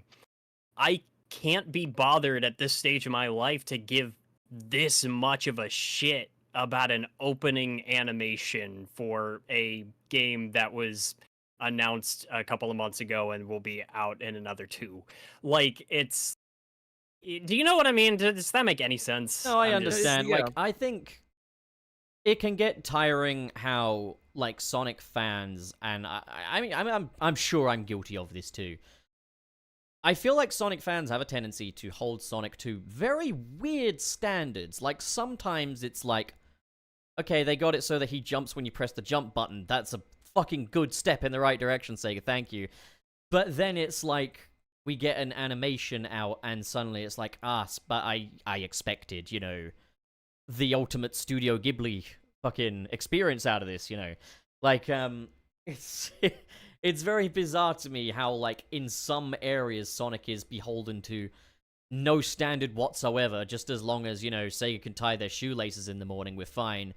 Yet in other areas, it's gotta be the seventh seal. Like I said this about like Sonic Prime as well. Like people's issues with Sonic's characterization in that show. I just said Sonic is not nearly thoroughly scribed enough of a character for us to be this hell-bent on maintaining that whole he's a static character, he is all good, he influences people around him. Like, he is not that scribed of a character that we can't deviate from that a little from time to time. And I think it's, it's so weird, the standards that Sonic gets held to. It's bizarre. In some regards, higher than any others. In others, it's kid gloves. And I don't know, like... my it thing gets is tiring, if the thing was released and shown off and within the day, like within a couple of hours, there's a thread of I pulled this and I started analyzing every frame of it. I'm not going to take it seriously. I'm sorry, I can't. I think it's better to open up with these things stood out to me when I watched it than I paused on every frame. When you say I paused on every frame, it immediately kind of tells me you're not watching it the way it was intended to be watched. Because, again, like you say, The Lion King. The Lion King has, animation errors and stuff like that because the film is not designed to be viewed frame by frame. There are certain allowances, as long as we're not like, in 1960s Spider-Man territory where they're getting the fucking costume colors wrong. Cut it a little slack, like... Yeah. What's this T-Lope rant I keep hearing about? Rants. Okay, so T-Lopes basically kind of came out with quite a long spiel on Twitter about people kind of being very critical of the Sonic Superstars trailer. Kind of said, viewing it frame by frame, and it's like, okay, you can complain about things or you can kind of create things and stuff. And he was visibly very upset, and it's something that he's kind of dialed back on. He said, I feel like that was too blanket of a statement. Like, obviously nothing's immune to criticism. I don't want to suppress that. I was kind of having a bad day as it was, and, like, I obviously have a lot of love for fellow artists, a lot of profound respect for fellow artists and stuff like that, so it stands to reason that sometimes, you can have quite an emotional initial reaction, but it's something where he pulled it back a bit, and I guess that's fair. I think, initially, it was quite blanket statement-y. At the same time, I could fully understand it, like... Yeah, it's I think the creators themselves, I've noticing this on social media too. I think there's Sonic creators themselves, like everyone's just kind of hitting a limit here. Yeah. With the hyperfixation. Like these are creators, they love to create we all love Sonic. Not everybody wants to be obsessed with Sonic all the fucking time. And I will tell you right now, even if I did want to get this show together, do like weekly Sonic stuff, but like, yeah, I get sick and tired of it too. I'm always thankful for the job, and I'm always thankful to be a part of the community. Like, I mean, Wayne, we've talked about that before. It sounds like you're probably at your peak exhaustion right now too. But like, it just sounds like some of the creators here are just like, bro, we love this stuff, we love making this stuff, but we're fucking tired. It's It's like it's It's that never feeling enough, of you know? like it doesn't matter if you do something that's just okay. People will never take it for something that's okay. If it's not perfect and if it's not, if it's not of the highest quality, then the effort was wasted, even is how a lot of then, people act like it. like That and that's my thing. That's my exhaustion. And I don't blame T Lopes in the slightest, and I almost feel like he shouldn't have apologized. I don't blame him, but I think completely his understand. apology was the right thing because it allowed for a more new.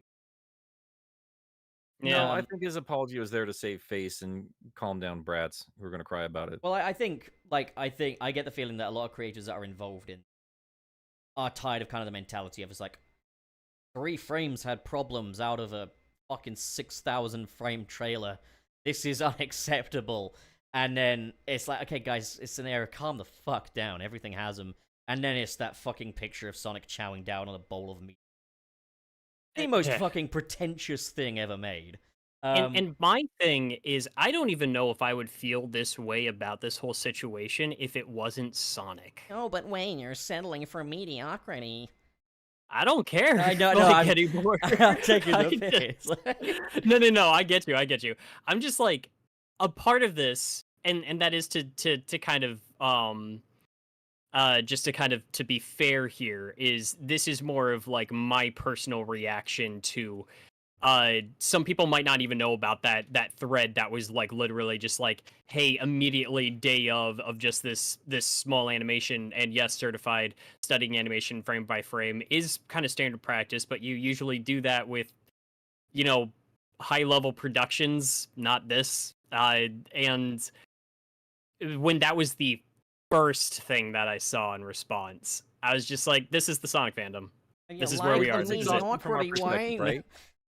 It can be exhausting from our perspective because like we do look at this like this big just hive mind thing when that's not usually the case. So a lot of the times it's like, what's the prevailing opinion that's overwhelming this circle I'm stuck in sometimes, and it just like it feels like it goes all over the place in terms of like where are your priorities, and it's extremely draining. It's not entirely fair because everyone's individual and they have their own individual opinions, but like that's where I kind of what Wayne was talking about earlier, where I was getting exhausted. Like it's just this cute little opening cutscene. It's not that big of a deal. I'm more concerned about how this game plays, and then Yeah. like looking back at like all my concerns with Frontiers and how I feel like while it's fun, it's still a janky ass game. And like in the mediocrity thing, like my priority when I hear mediocrity is like people going to the front lines for games that are just fine at best. For a lot of the games, I'm just like, whatever, who cares? So it's hard to be like being in that circle and then watching that just jump around all the fucking time. So Yeah. that's kind of where I get drained. I think it's mostly just because like this is the only Sonic thing to talk about, right? So there's going to be a lot of more people that are deeply analyzing it when it was just supposed to be a cute little fun thing for us to chew on.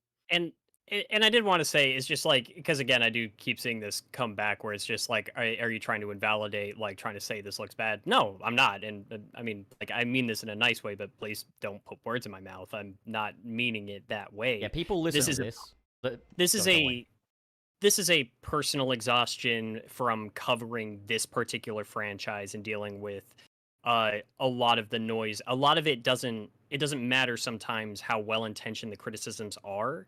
You've seen this fan base. You know a lot of it is not well intended. And when a lot of that is given ammunition, it becomes very loud.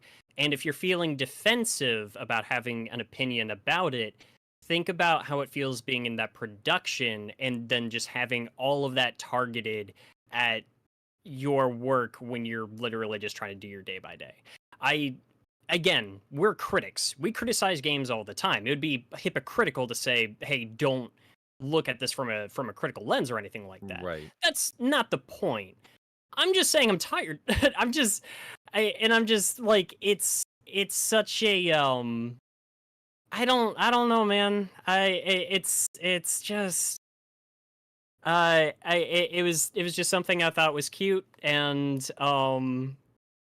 it's just like literally the only thing I've been hearing about it is everything that's wrong with it, and I'm just like, that's okay, man. You guys are free to criticize it. Y'all call it bad or anything. Nothing I say is going to make you right or wrong. But Yeah. in a sea of voices, sometimes you start to feel like you're drowning. I'm gonna tune it out. I'm looking forward to Sonic Superstars. That's gonna be fucking amazing. That opening cutscene is really fucking cool. And I'm looking forward to Update 3. That's gonna be fucking awesome. And I'm looking forward to the Knuckles show, and Sonic 3, and Prime exists. Yeah. There you go. So that ought to be mildly entertaining. I'm hoping the game is You know, fun. a lot of stuff's just gonna be mildly entertaining, though. Yeah. I don't know. I'm still gonna have my. It's gonna be like, it's gonna come here. I'm gonna be like, yeah, that was all right. That was a fun time, and then I'm gonna carry on with my day. Like, it'll be done in 2 hours. And I'm still gonna have my criticisms about the game. I still think it's insane that they're trying to market it off of multiplayer and it's only gonna be local. That's ridiculous. Fascinated though, because they've always done it badly. So I'm fascinated to see if they pull it off here. I think, if anything, like local feels like where it would be messier, and that's one of those things where it's like I want to get my hands on it before I dig too deep into that. But I think in that interview that I showed you guys where it had the fucking typo in the but kind of funny we say the animation errors don't really matter too much, but then we're talking about a typo. But I think they mentioned that in this The typo's so good. in this in this thing they said with the multiplayer, the screen basically zooms out, and I want to know, how far does it zoom out? How far ahead of the other player can I get? That's what I'm intrigued about. I'm really, really curious about that.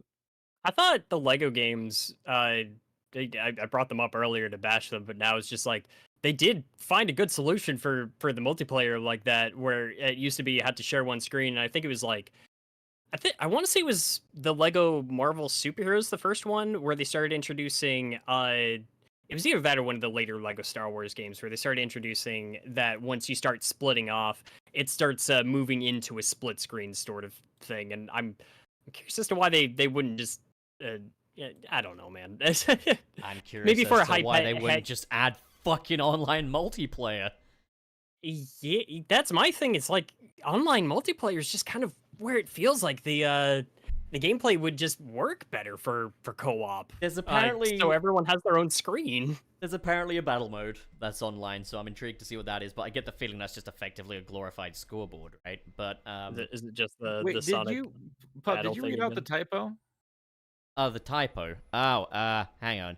I don't know if it's like a straight typo or just a grammatical error. It was. I don't I don't fucking. It was just. It was wrong. It's funny as hell. Let me find it. See, this is the real shit to worry about. Is fucking typos in the interviews. Now that's the real stuff.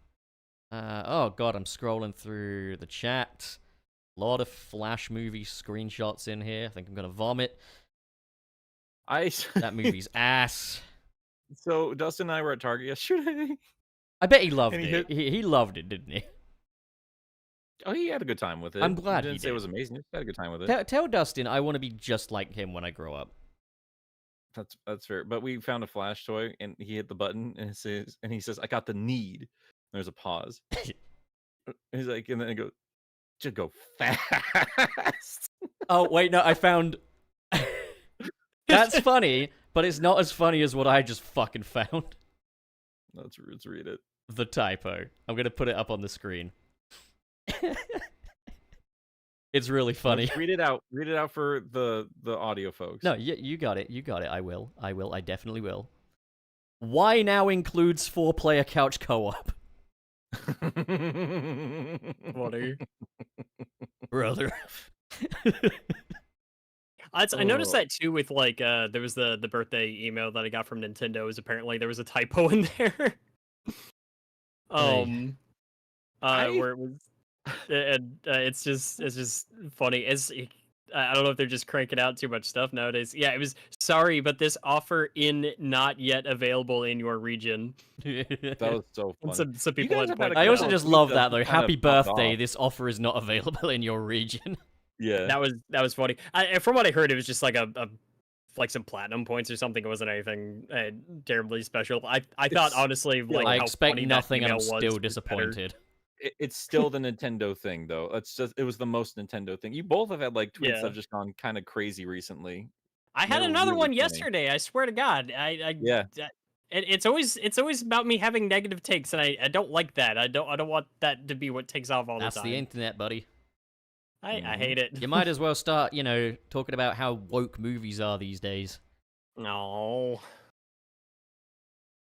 There is one more Sonic thing we gotta talk about. Oh yeah, Amy's playable. Yeah, we know. God, hate injection of politics in my video games. Well, how about injection of babies? What? What? There's been a thing that I've been shared multiple times by my normie friends, the people that live regular lives that have nothing to do with this blue rat. I'm suddenly getting links to this little video about pregnant Sonic. Oh yes, I sent that to the group chat as well. Mm-hmm. It's really fucking funny though. And it goes hard, dude. The I song didn't goes hard. expect it to take that turn.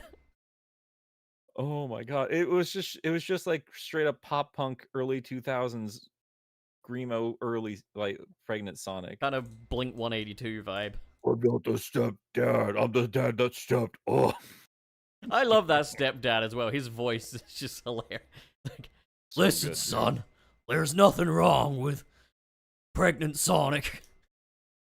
Not even remotely like let's it, rap but- a bit. There's something exciting. There's a sexual nature to it. It's just like you're bringing in life. Like, there's no shame in that. Oh my God. Oh my god. That's like, that's the kind of stuff. Like, you have to understand, like, we whine about animation. We're excited for like a literal video game, a Sonic video game. But the one thing that gets out there to the rest of the wider world Is that we're going to be perverts? pregnant Sonic. With a bunch of dirty perverts, you know? No, like saying like that's what people think of the Sonic fan base. Like they don't give a shit about the movies or the games or cartoons or any of that stuff. It's like, oh, what's going on with Sonic? Oh, pregnancy. All right. And you're like, Sonic, don't you, you dirty pervert? I still think one of my favorite interactions I ever saw was the one meme of like Vector pouring a baptismal Crystal Pepsi over a chow, and somebody commented, "Why is it always Sonic? Why is it always this franchise? What does it do to people?" Oh, why is the cleaning truck outside my window? Can you guys hear that? Why does it have to be this way? Oh, I can't hear it. There's a For the best. Benjack has a good point here, and I did forget about that. So Comic-Con's going on right now. And I've been excited because they've been dropping a bunch of like Ninja Turtle toys and stuff like that. But Jack Specific is having a panel today, and they might be announcing new stuff. Also, I got some more news in regards to the figures. Yeah, I got an Infinite. I'm actually jealous of you. You got that before that's showing up in my They Target. had it in stock. When I went to pick it up, the guy said that Infinite, or as he pronounced it, Infinite, had been very popular and was selling fast, what with like Sonic Forces and everything. And then he went on to tell me, I'm personally more of a classics guy, so I made sure to pick up Mighty the Armadillo and Ray. And I was like, well, dude, that's awesome. It's cool that you actually like Sonic too. That's adorable. Yeah. I like that.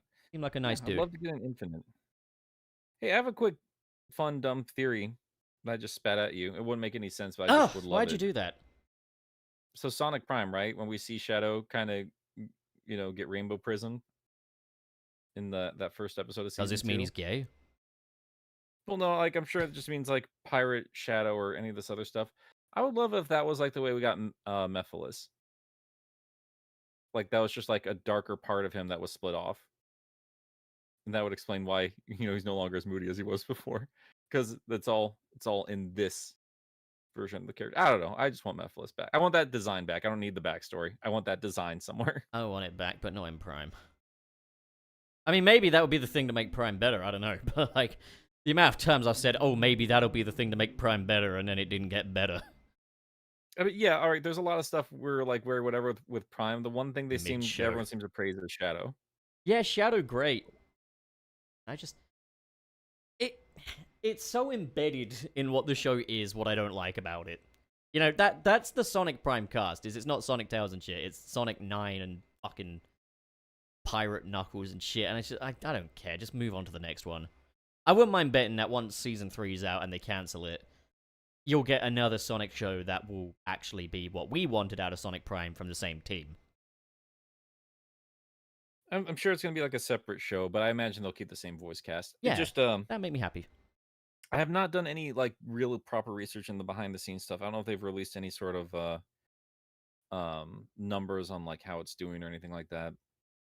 But we're not getting a lot of conversation about if they're going to continue the show or not after this point. We just know about that 24 episode run. So at the very least, we'll get the show wrapping up. And there's no word as to whether or not they're actually working on more right now. So unless they closed out that 24 episode run on a cliffhanger expecting another renewal, yeah, we should be getting a resolution. They need to wrap this story up. Like ain't nobody wanting that to continue on. It's already feeling pretty stretched out as it is, so Everything I'm excited to see how things like after because I watched it that first time like really tired, like all in one go. But revisiting it for the video and editing and everything like that, I was like, I do kind of want to see where like the story with 9 goes. And like there's some decent storytelling visually at the very least with what they're doing with his themes and stuff like that. So I do at least want to see it wrapped up. The 9 twist reminds me a lot of the Rapunzel's last minute. That was kind of cool in the end, so maybe it'll be cool here. I don't know. Is that Tangled? Yeah, the Tangled series. Yeah. I've never watched it. I didn't think much of the Tangled movie. I did hear that show was really good though. Yeah, heard that too. I would say that it's, you know, it's the best possible follow up, I would say. But it's got a good plot and it's got good villains. And yeah. Yeah, all right. I would say that I would try to put it on my list, but it's got filler episodes, but like it's got filler episodes, but like outside of that, there's some really cool stuff going on in that show. So I mean, if you like the sort of, you know, Disney movie stuff, like you know, it's perfectly on par with, you know, the Rapunzel movie, or maybe dare say a little better. And like the music and the songs and stuff, I don't know, I get the feeling you guys probably don't like the songs, but like they're easily up to the standard of the kind of stuff you'd get in the movies. So yeah, if you're into Disney princesses, the Rapunzel series will be a hit. There you go. I remember Tangled being all right. That was more Gentlemen. memorable than Frozen. So we ready for super chats? yeah, I think so. All right. I didn't hate Frozen. I don't get the hype. Oh, I don't hate Frozen either. I think it's fine. Yeah, I don't get why that's the one that it's- people fixated on and not like Moana or Tangled. Yeah, it's just one of those things. It got popular. I thought and the second there's nothing Frozen was wrong good. with that. I never saw it. I just didn't really care. I There's got a bored and sense- stopped watching it. There's a sense that everything's matured up a little bit, which I appreciate about it. It was funny. I remember like there was like some behind the scenes stuff where there was like an implication that the actors, while they were like reciting their lines, didn't even know what the full script was because it kept changing mid production, and so there was like one actress that was just like, yeah, I would have done that take a little differently if I'd known what was actually going on in the movie. That's Disney for you. I mean, like Yeah. similar thing was going on with like No Way Home as well, where they were saying they didn't even know how the movie ended while they were filming it. It was constantly made up as they went along. Yeah. Which doesn't surprise me, as the writing in that film is not exactly airtight, but I do enjoy it. So, okay, shall I start us off then? Sure. Fan funding tab? Alrighty. Okay. Elytrix sends $2. Venom PS5 finally shown. Time to finally buy one. Yeah, I agree. like, that was a bloody discussion, wasn't it? This has been a roller coaster of an episode in terms of topics. Well, I mean, there wasn't. Let's be real. Like, I mean, unless you want me and Wayne being just not super into the I'm not animation complaining. thing the whole time. I'm not objecting. I'm fine with this. Healthy variety. I think that's been. I'm happy making with this shit this, you fun. know? Like, Yeah. Oh, Badass it's been a Alfred. roller coaster. Not here, sir, with $4.99. Thank you.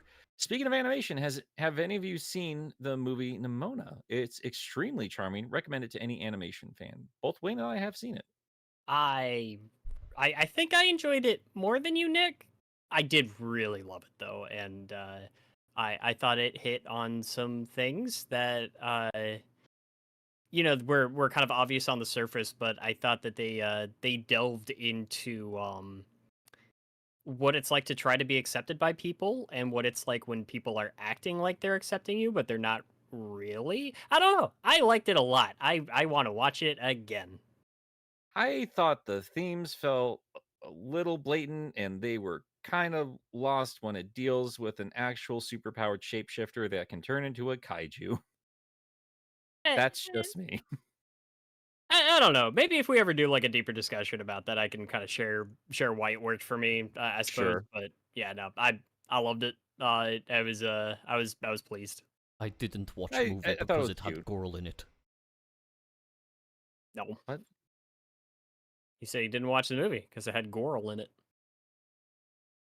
Well, I mean, it's a trans allegory movie. I didn't watch the movie because it had trans allegory in it. I don't Oh know. my god. Is this woke?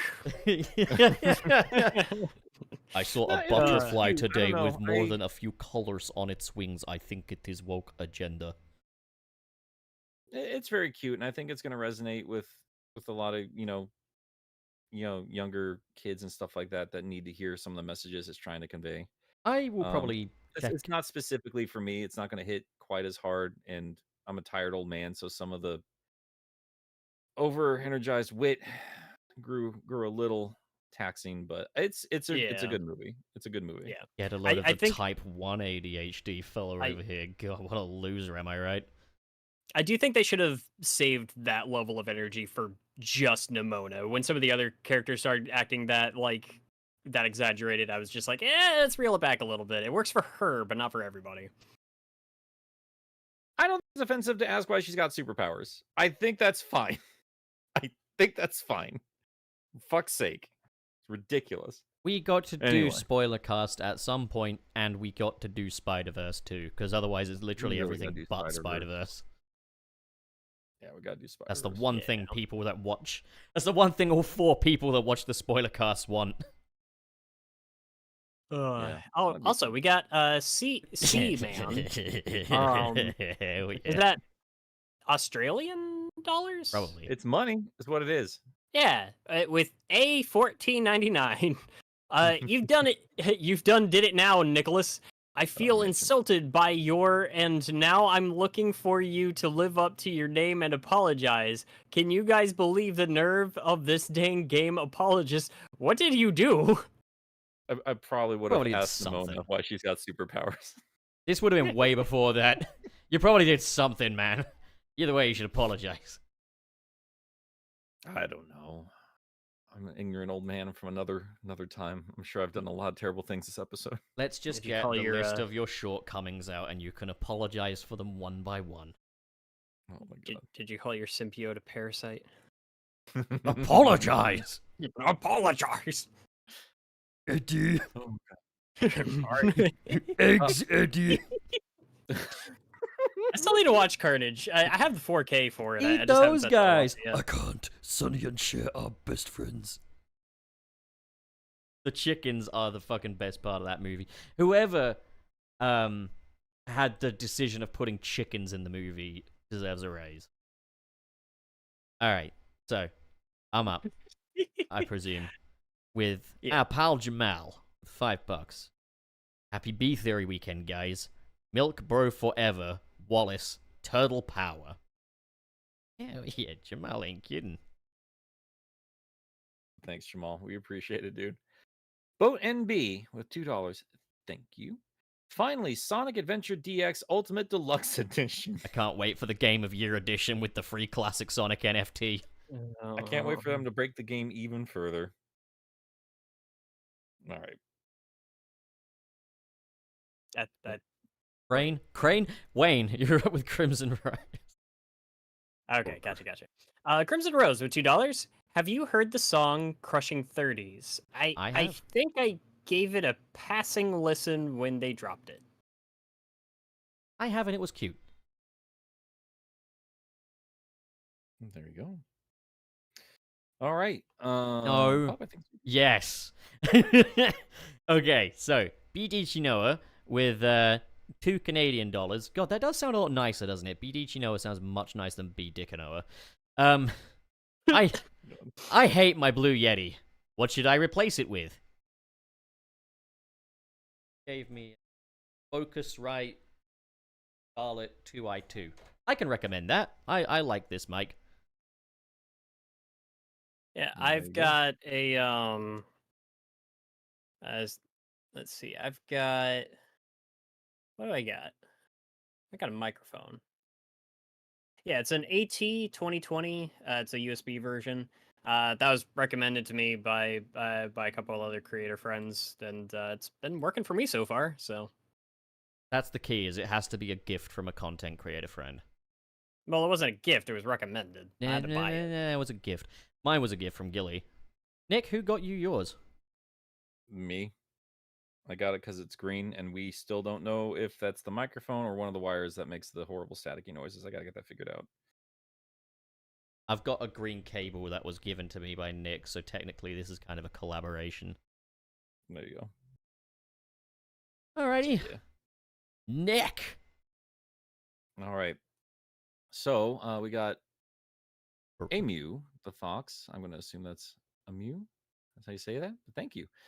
$5. Thank you. And in unrelated topics, I rewatched one of Nick's videos. Thank you. And thanks to all the RPG town name ideas as they're on their way to Diverse City. I get it. Thank you. The Hydro thing. Oh man. Hydoro Alright. Shitty. Let's see. We got Josiah Roviosa, Roverosa, with $9.99. Nick, where are you at when it comes to One Piece? How far are you in the series, and what do you think of it? Also, if the rest of the cast have seen it, then what are their thoughts? I'm loving it. Nick, have you ever once watched One Piece? I watched a lot of it before I ever met any of you guys. That is really surprising to me. What the fuck? Why? It's Well, colorful and it's got a it- unique art style. It's a fun adventure. Like, yeah, I love One Piece. I Because love I One didn't know Piece. you were cool. I guess I don't fucking know. But here's the thing. I'm very, very far behind on it. So I used to work at a night out job at a hotel many, many years ago. And to kind of pass the time, I would just put on One Piece, and there was a shit ton of them. But I only lasted up until the amount of episodes that was on Hulu. So I think it was right around the time jump, and that's kind of where I dropped off. And I've always been meaning to jump back into it. It's just hard to do that when you know there's still no end in sight. So I don't know. It's not a show I don't know if I'm ever gonna keep up with it week by week. I might. I mean, I did with Dragon Ball Super when that came back out. So if I ever get the chance to catch back up, I'll probably start doing it week by week. But I do still have a fond memories of One Piece, and I do want to get back into it eventually. I also like One Piece. I like the part where Monkey D. Luffy sails with his crew of Straw Hat pirates through the Grand Line to find the treasure One Piece and become the new king of the pirates. Did you just Did, look a did you call him? Did you just call him Luffy? Okay, what have I done wrong this time? His name's Luffy. But why is it not fucking spelt that way then? And is I'm that gonna just give it a to plot Pup. synopsis off of Google? Yeah, it's from I'm Netflix. gonna give it to Pup though. Like I mean, Luffy. That's how I would say it if I didn't hear Luffy. It looks like Luffy to me. Just like Yeah. Titus and Titus in Final Fantasy X. Titus. Titus sounds better. Titus. Titus, so stupid, so dumb, so stupid. Do you know? Do you know that there was like a spin-off book that was technically like the third part of the Final Fantasy X story, I did where not. yeah, and there's like a like some kind of like weird version of Tidus that comes back, and he sees a there's like a landmine on the beach for some reason, and he kicks it thinking it's one of those Yeah. those balls, and fucking explodes, and then like She gets like fucking more PTSD than she had before, just seeing his like severed head just in the sand. That happened. Yeah, I remember that. Is that real? Yeah, that's real. That's real. One of the funniest The moments, main dude. protagonist of Final Fantasy X kicks a mine and gets decapitated? It That's was the like end of his it was story? like not really him. It was like a figment of him, like kind of brought Sure. back, I guess, because like was like I don't know. It Yeah. was fucking explodes, kicking a I'm landmine. gonna check that out. That's amazing. I Yeah. was talking about this with Dustin yesterday. I really like Final Fantasy X. I didn't know there was so much pushback against that game. I think a lot of it was just okay. So you know how everybody like swears up and down that Navi is like the worst companion character that's ever existed, and then you replay Ocarina of Time and she's fine. Yeah. I think that's people with the cutscenes in Final Fantasy X. They look at that one cutscene with the awkward laugh, and they're The one like, where "Oh, he's clearly being weird about a laugh. Like that's the Ye- point of the scene. that's what I mean." Here's the funny thing: I haven't played Final Fantasy X. Hello? I know that that's the point of that scene is he's forcing himself to laugh, and it's Is supposed to Wayne sound going weird and robotic? awkward. Am I sounding robotic? Or is it me? Nah, you sound Uh-oh. fine on my end. No. Um, Oh God! I Oh think. God! Nick's dead. Oh, Is he back? that would be why Nick thought you sounded robotic. Is he back? Do we have Nick again? Yeah, sorry, I had a weird internet hiccup there. Yeah, but even as somebody who hasn't played 10 yet, even I know what the actual context of that scene was, and that people are. It's just one of those like that's the gaming meme. Is so people just kind of like took it as they will, you know. I really like 10. I thought I'd maybe not get into it again. Because I played it when it first launched on PS2, but then I played it when they re-released it on PS3 and Vita, and like I would just play that while I was heading to work. Had a really good time with it again. I think it's very linear compared to a lot of the other ones, but it's a really charming That's what game. makes the charm, you know. I really want to play it. I'm gonna be the weirdo that tries playing it on the original PS2 version. I know that like there's improvements with the later versions, but I've seen some comparisons and like throwing the PS2 version up on an upscaler versus like the HD version is fucking pretentious, but I legitimately think the old version looks better. Wait, are we still talking Well, about you Final can't do Fantasy it, X? and it's also just it's kind of cool seeing the PS2 pull that game off. Oh, so. totally. Yeah. Like Final Fantasy X 2002 is definitely one of my favorites in the series. We really should get you into a Final Fantasy game, Pup. I actually do think 16 might be a good way to get you. I think you'd take the 16 pretty well. Yeah, dude, Yeah. I love the Japanese role-playing game. It's not a role playing game. It's an action RPG. I'm talking I about also- Final Fantasy X 2001, mate. My favorite one. Oh, Yeah, that's more Yeah. just traditional. No, it's looking up synopsis of all this stuff. On I Google. I love how it's a single-player video game. That's one of my favorite aspects. All right, gentlemen, I gotta wrap Yeah, this up. right, I gotta right, go pick sorry. up a friend soon. Oh, you gotta go bugger off? Soon, yeah. So we gotta keep. On All right, trucking. well, okay. So we got have we acknowledged that Seaman sent in their very first super chat? We got another first time super chatter with Echo Kaslana, who sends in $9.99. Thank you. First time doing this and actually catching the show live. After several long weeks, finally managed to make it through all the episodes. Thanks, guys. Wow. Wow. It went on a binge trip of all the Sunset City episodes. Congratulations for making it.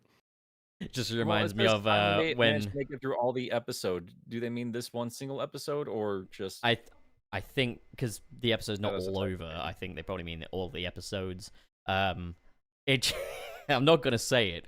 It reminds me of that bit in South Park where they complete Guitar Hero. It reminds me. You of know what I'm this talking recent about. Sonic Superstars. You know what I'm trailer. talking about.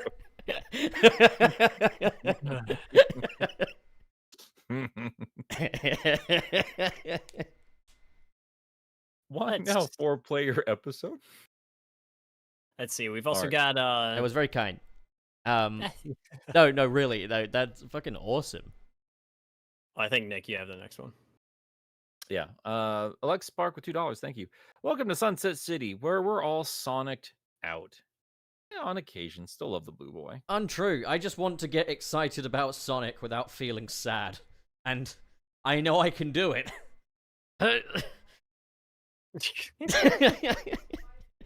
Amazing. You can All try. right, Wayne. Okay. We got Astonishing Red with $4.99. Sorry. Red. Red. Read rah. Happy birthday. Happy Friday. God, I swear. Gilly's not here, you idiot. Give me a second. Okay.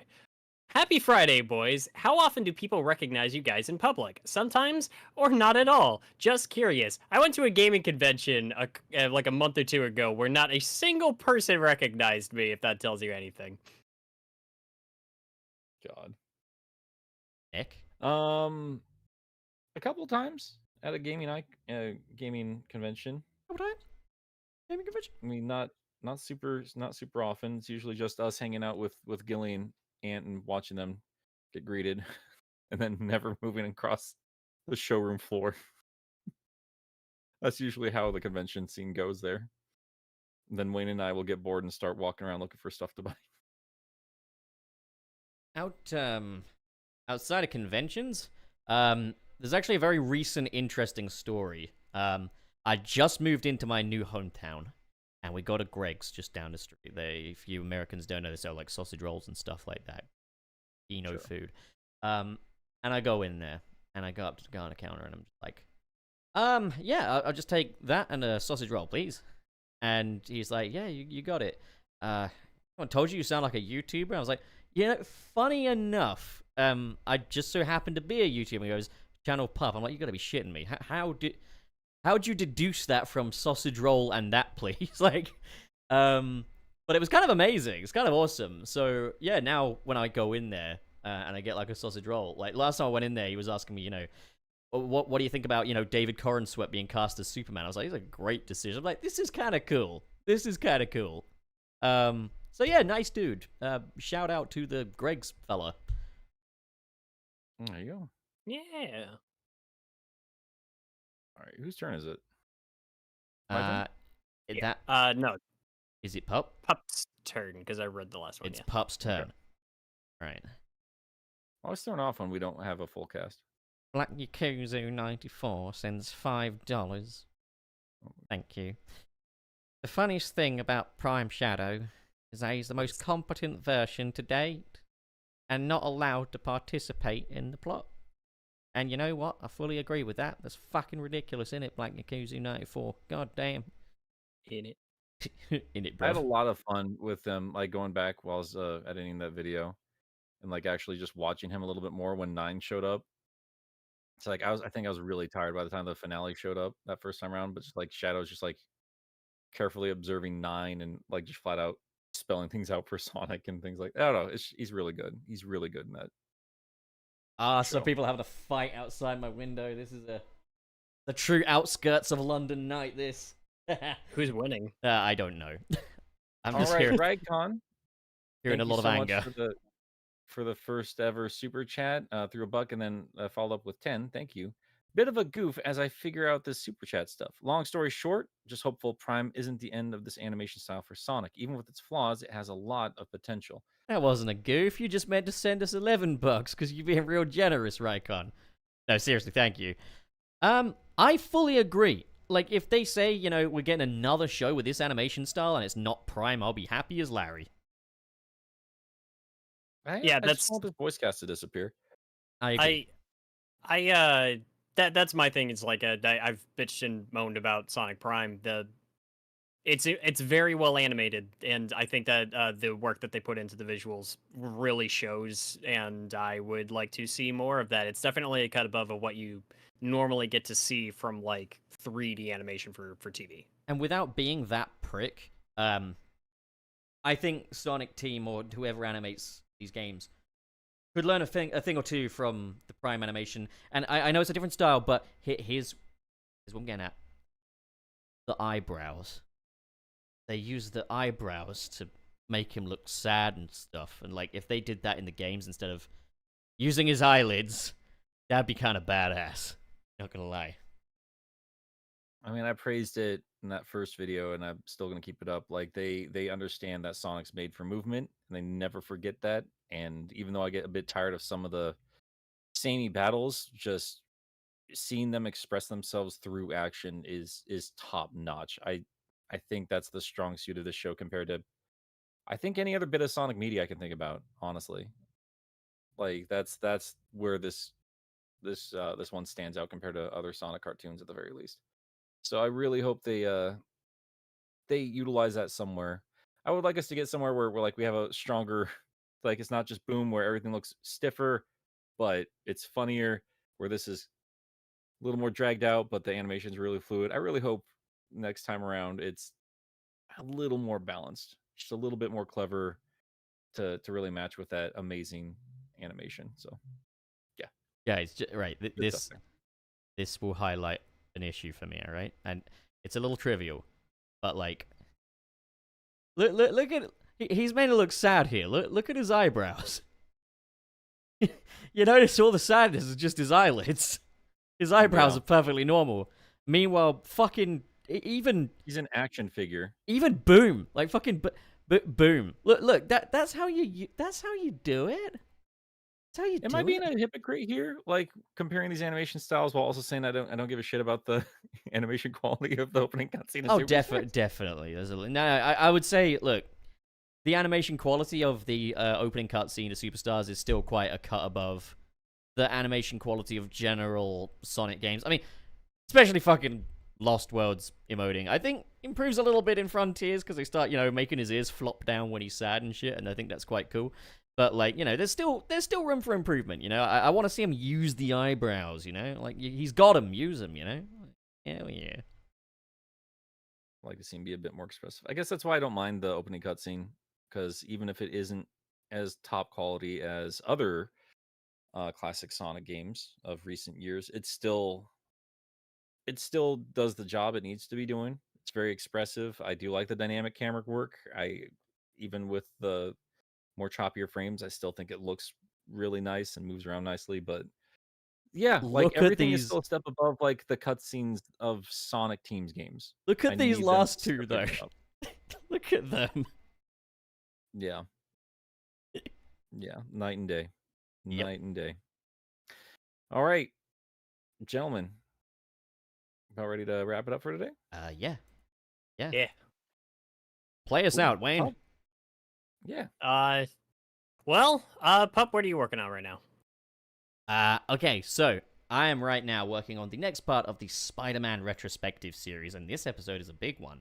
Those of you who give a shit, as we'll be finding out the mystery of the very first live-action Spider-Man, and it's not who you think. And you're gonna have a few surprises in there. Definitely go check it out, alright, when it's out. It's not gonna be out tonight, but it will be soon. Check me out. Yeah. Nick, what are you doing? I'm taking a little bit of a break. Most of my Sonic Origins script is done. I'll get that up and running here sooner rather than later. Like I was like, well, as late as it is, like we'll just go super deep dive on all this stuff.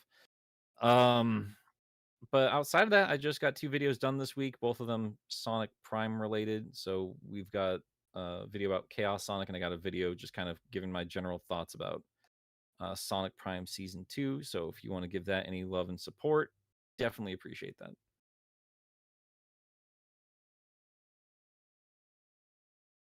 Yeah. Okay. And as for me, Digimon World 2 has been.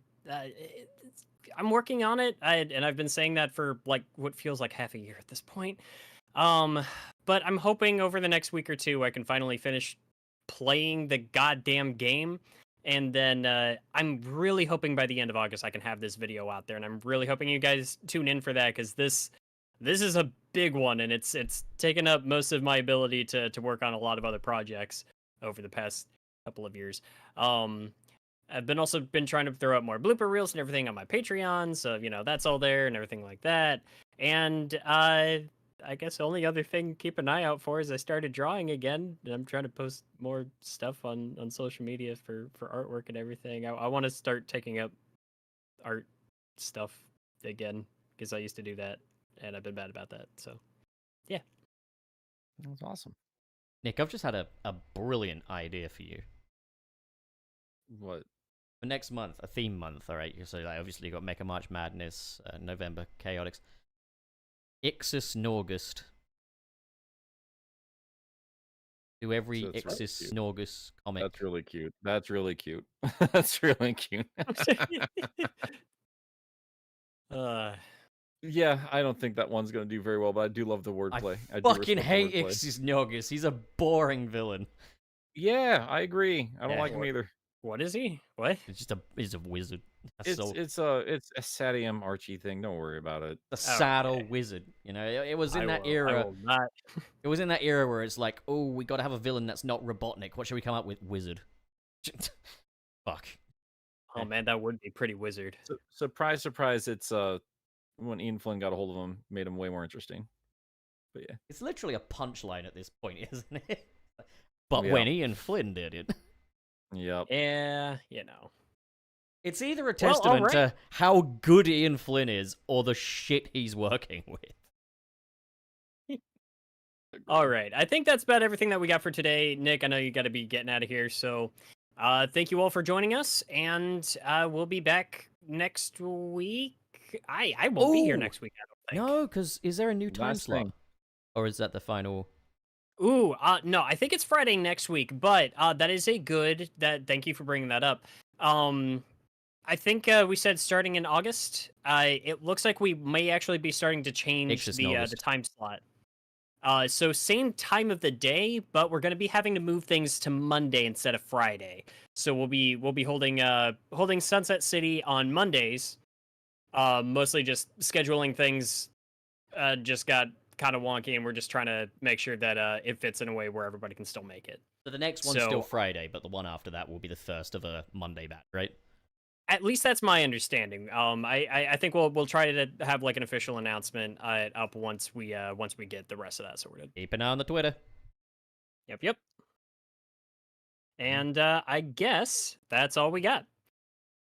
So where'd you put the body, pup? My ass.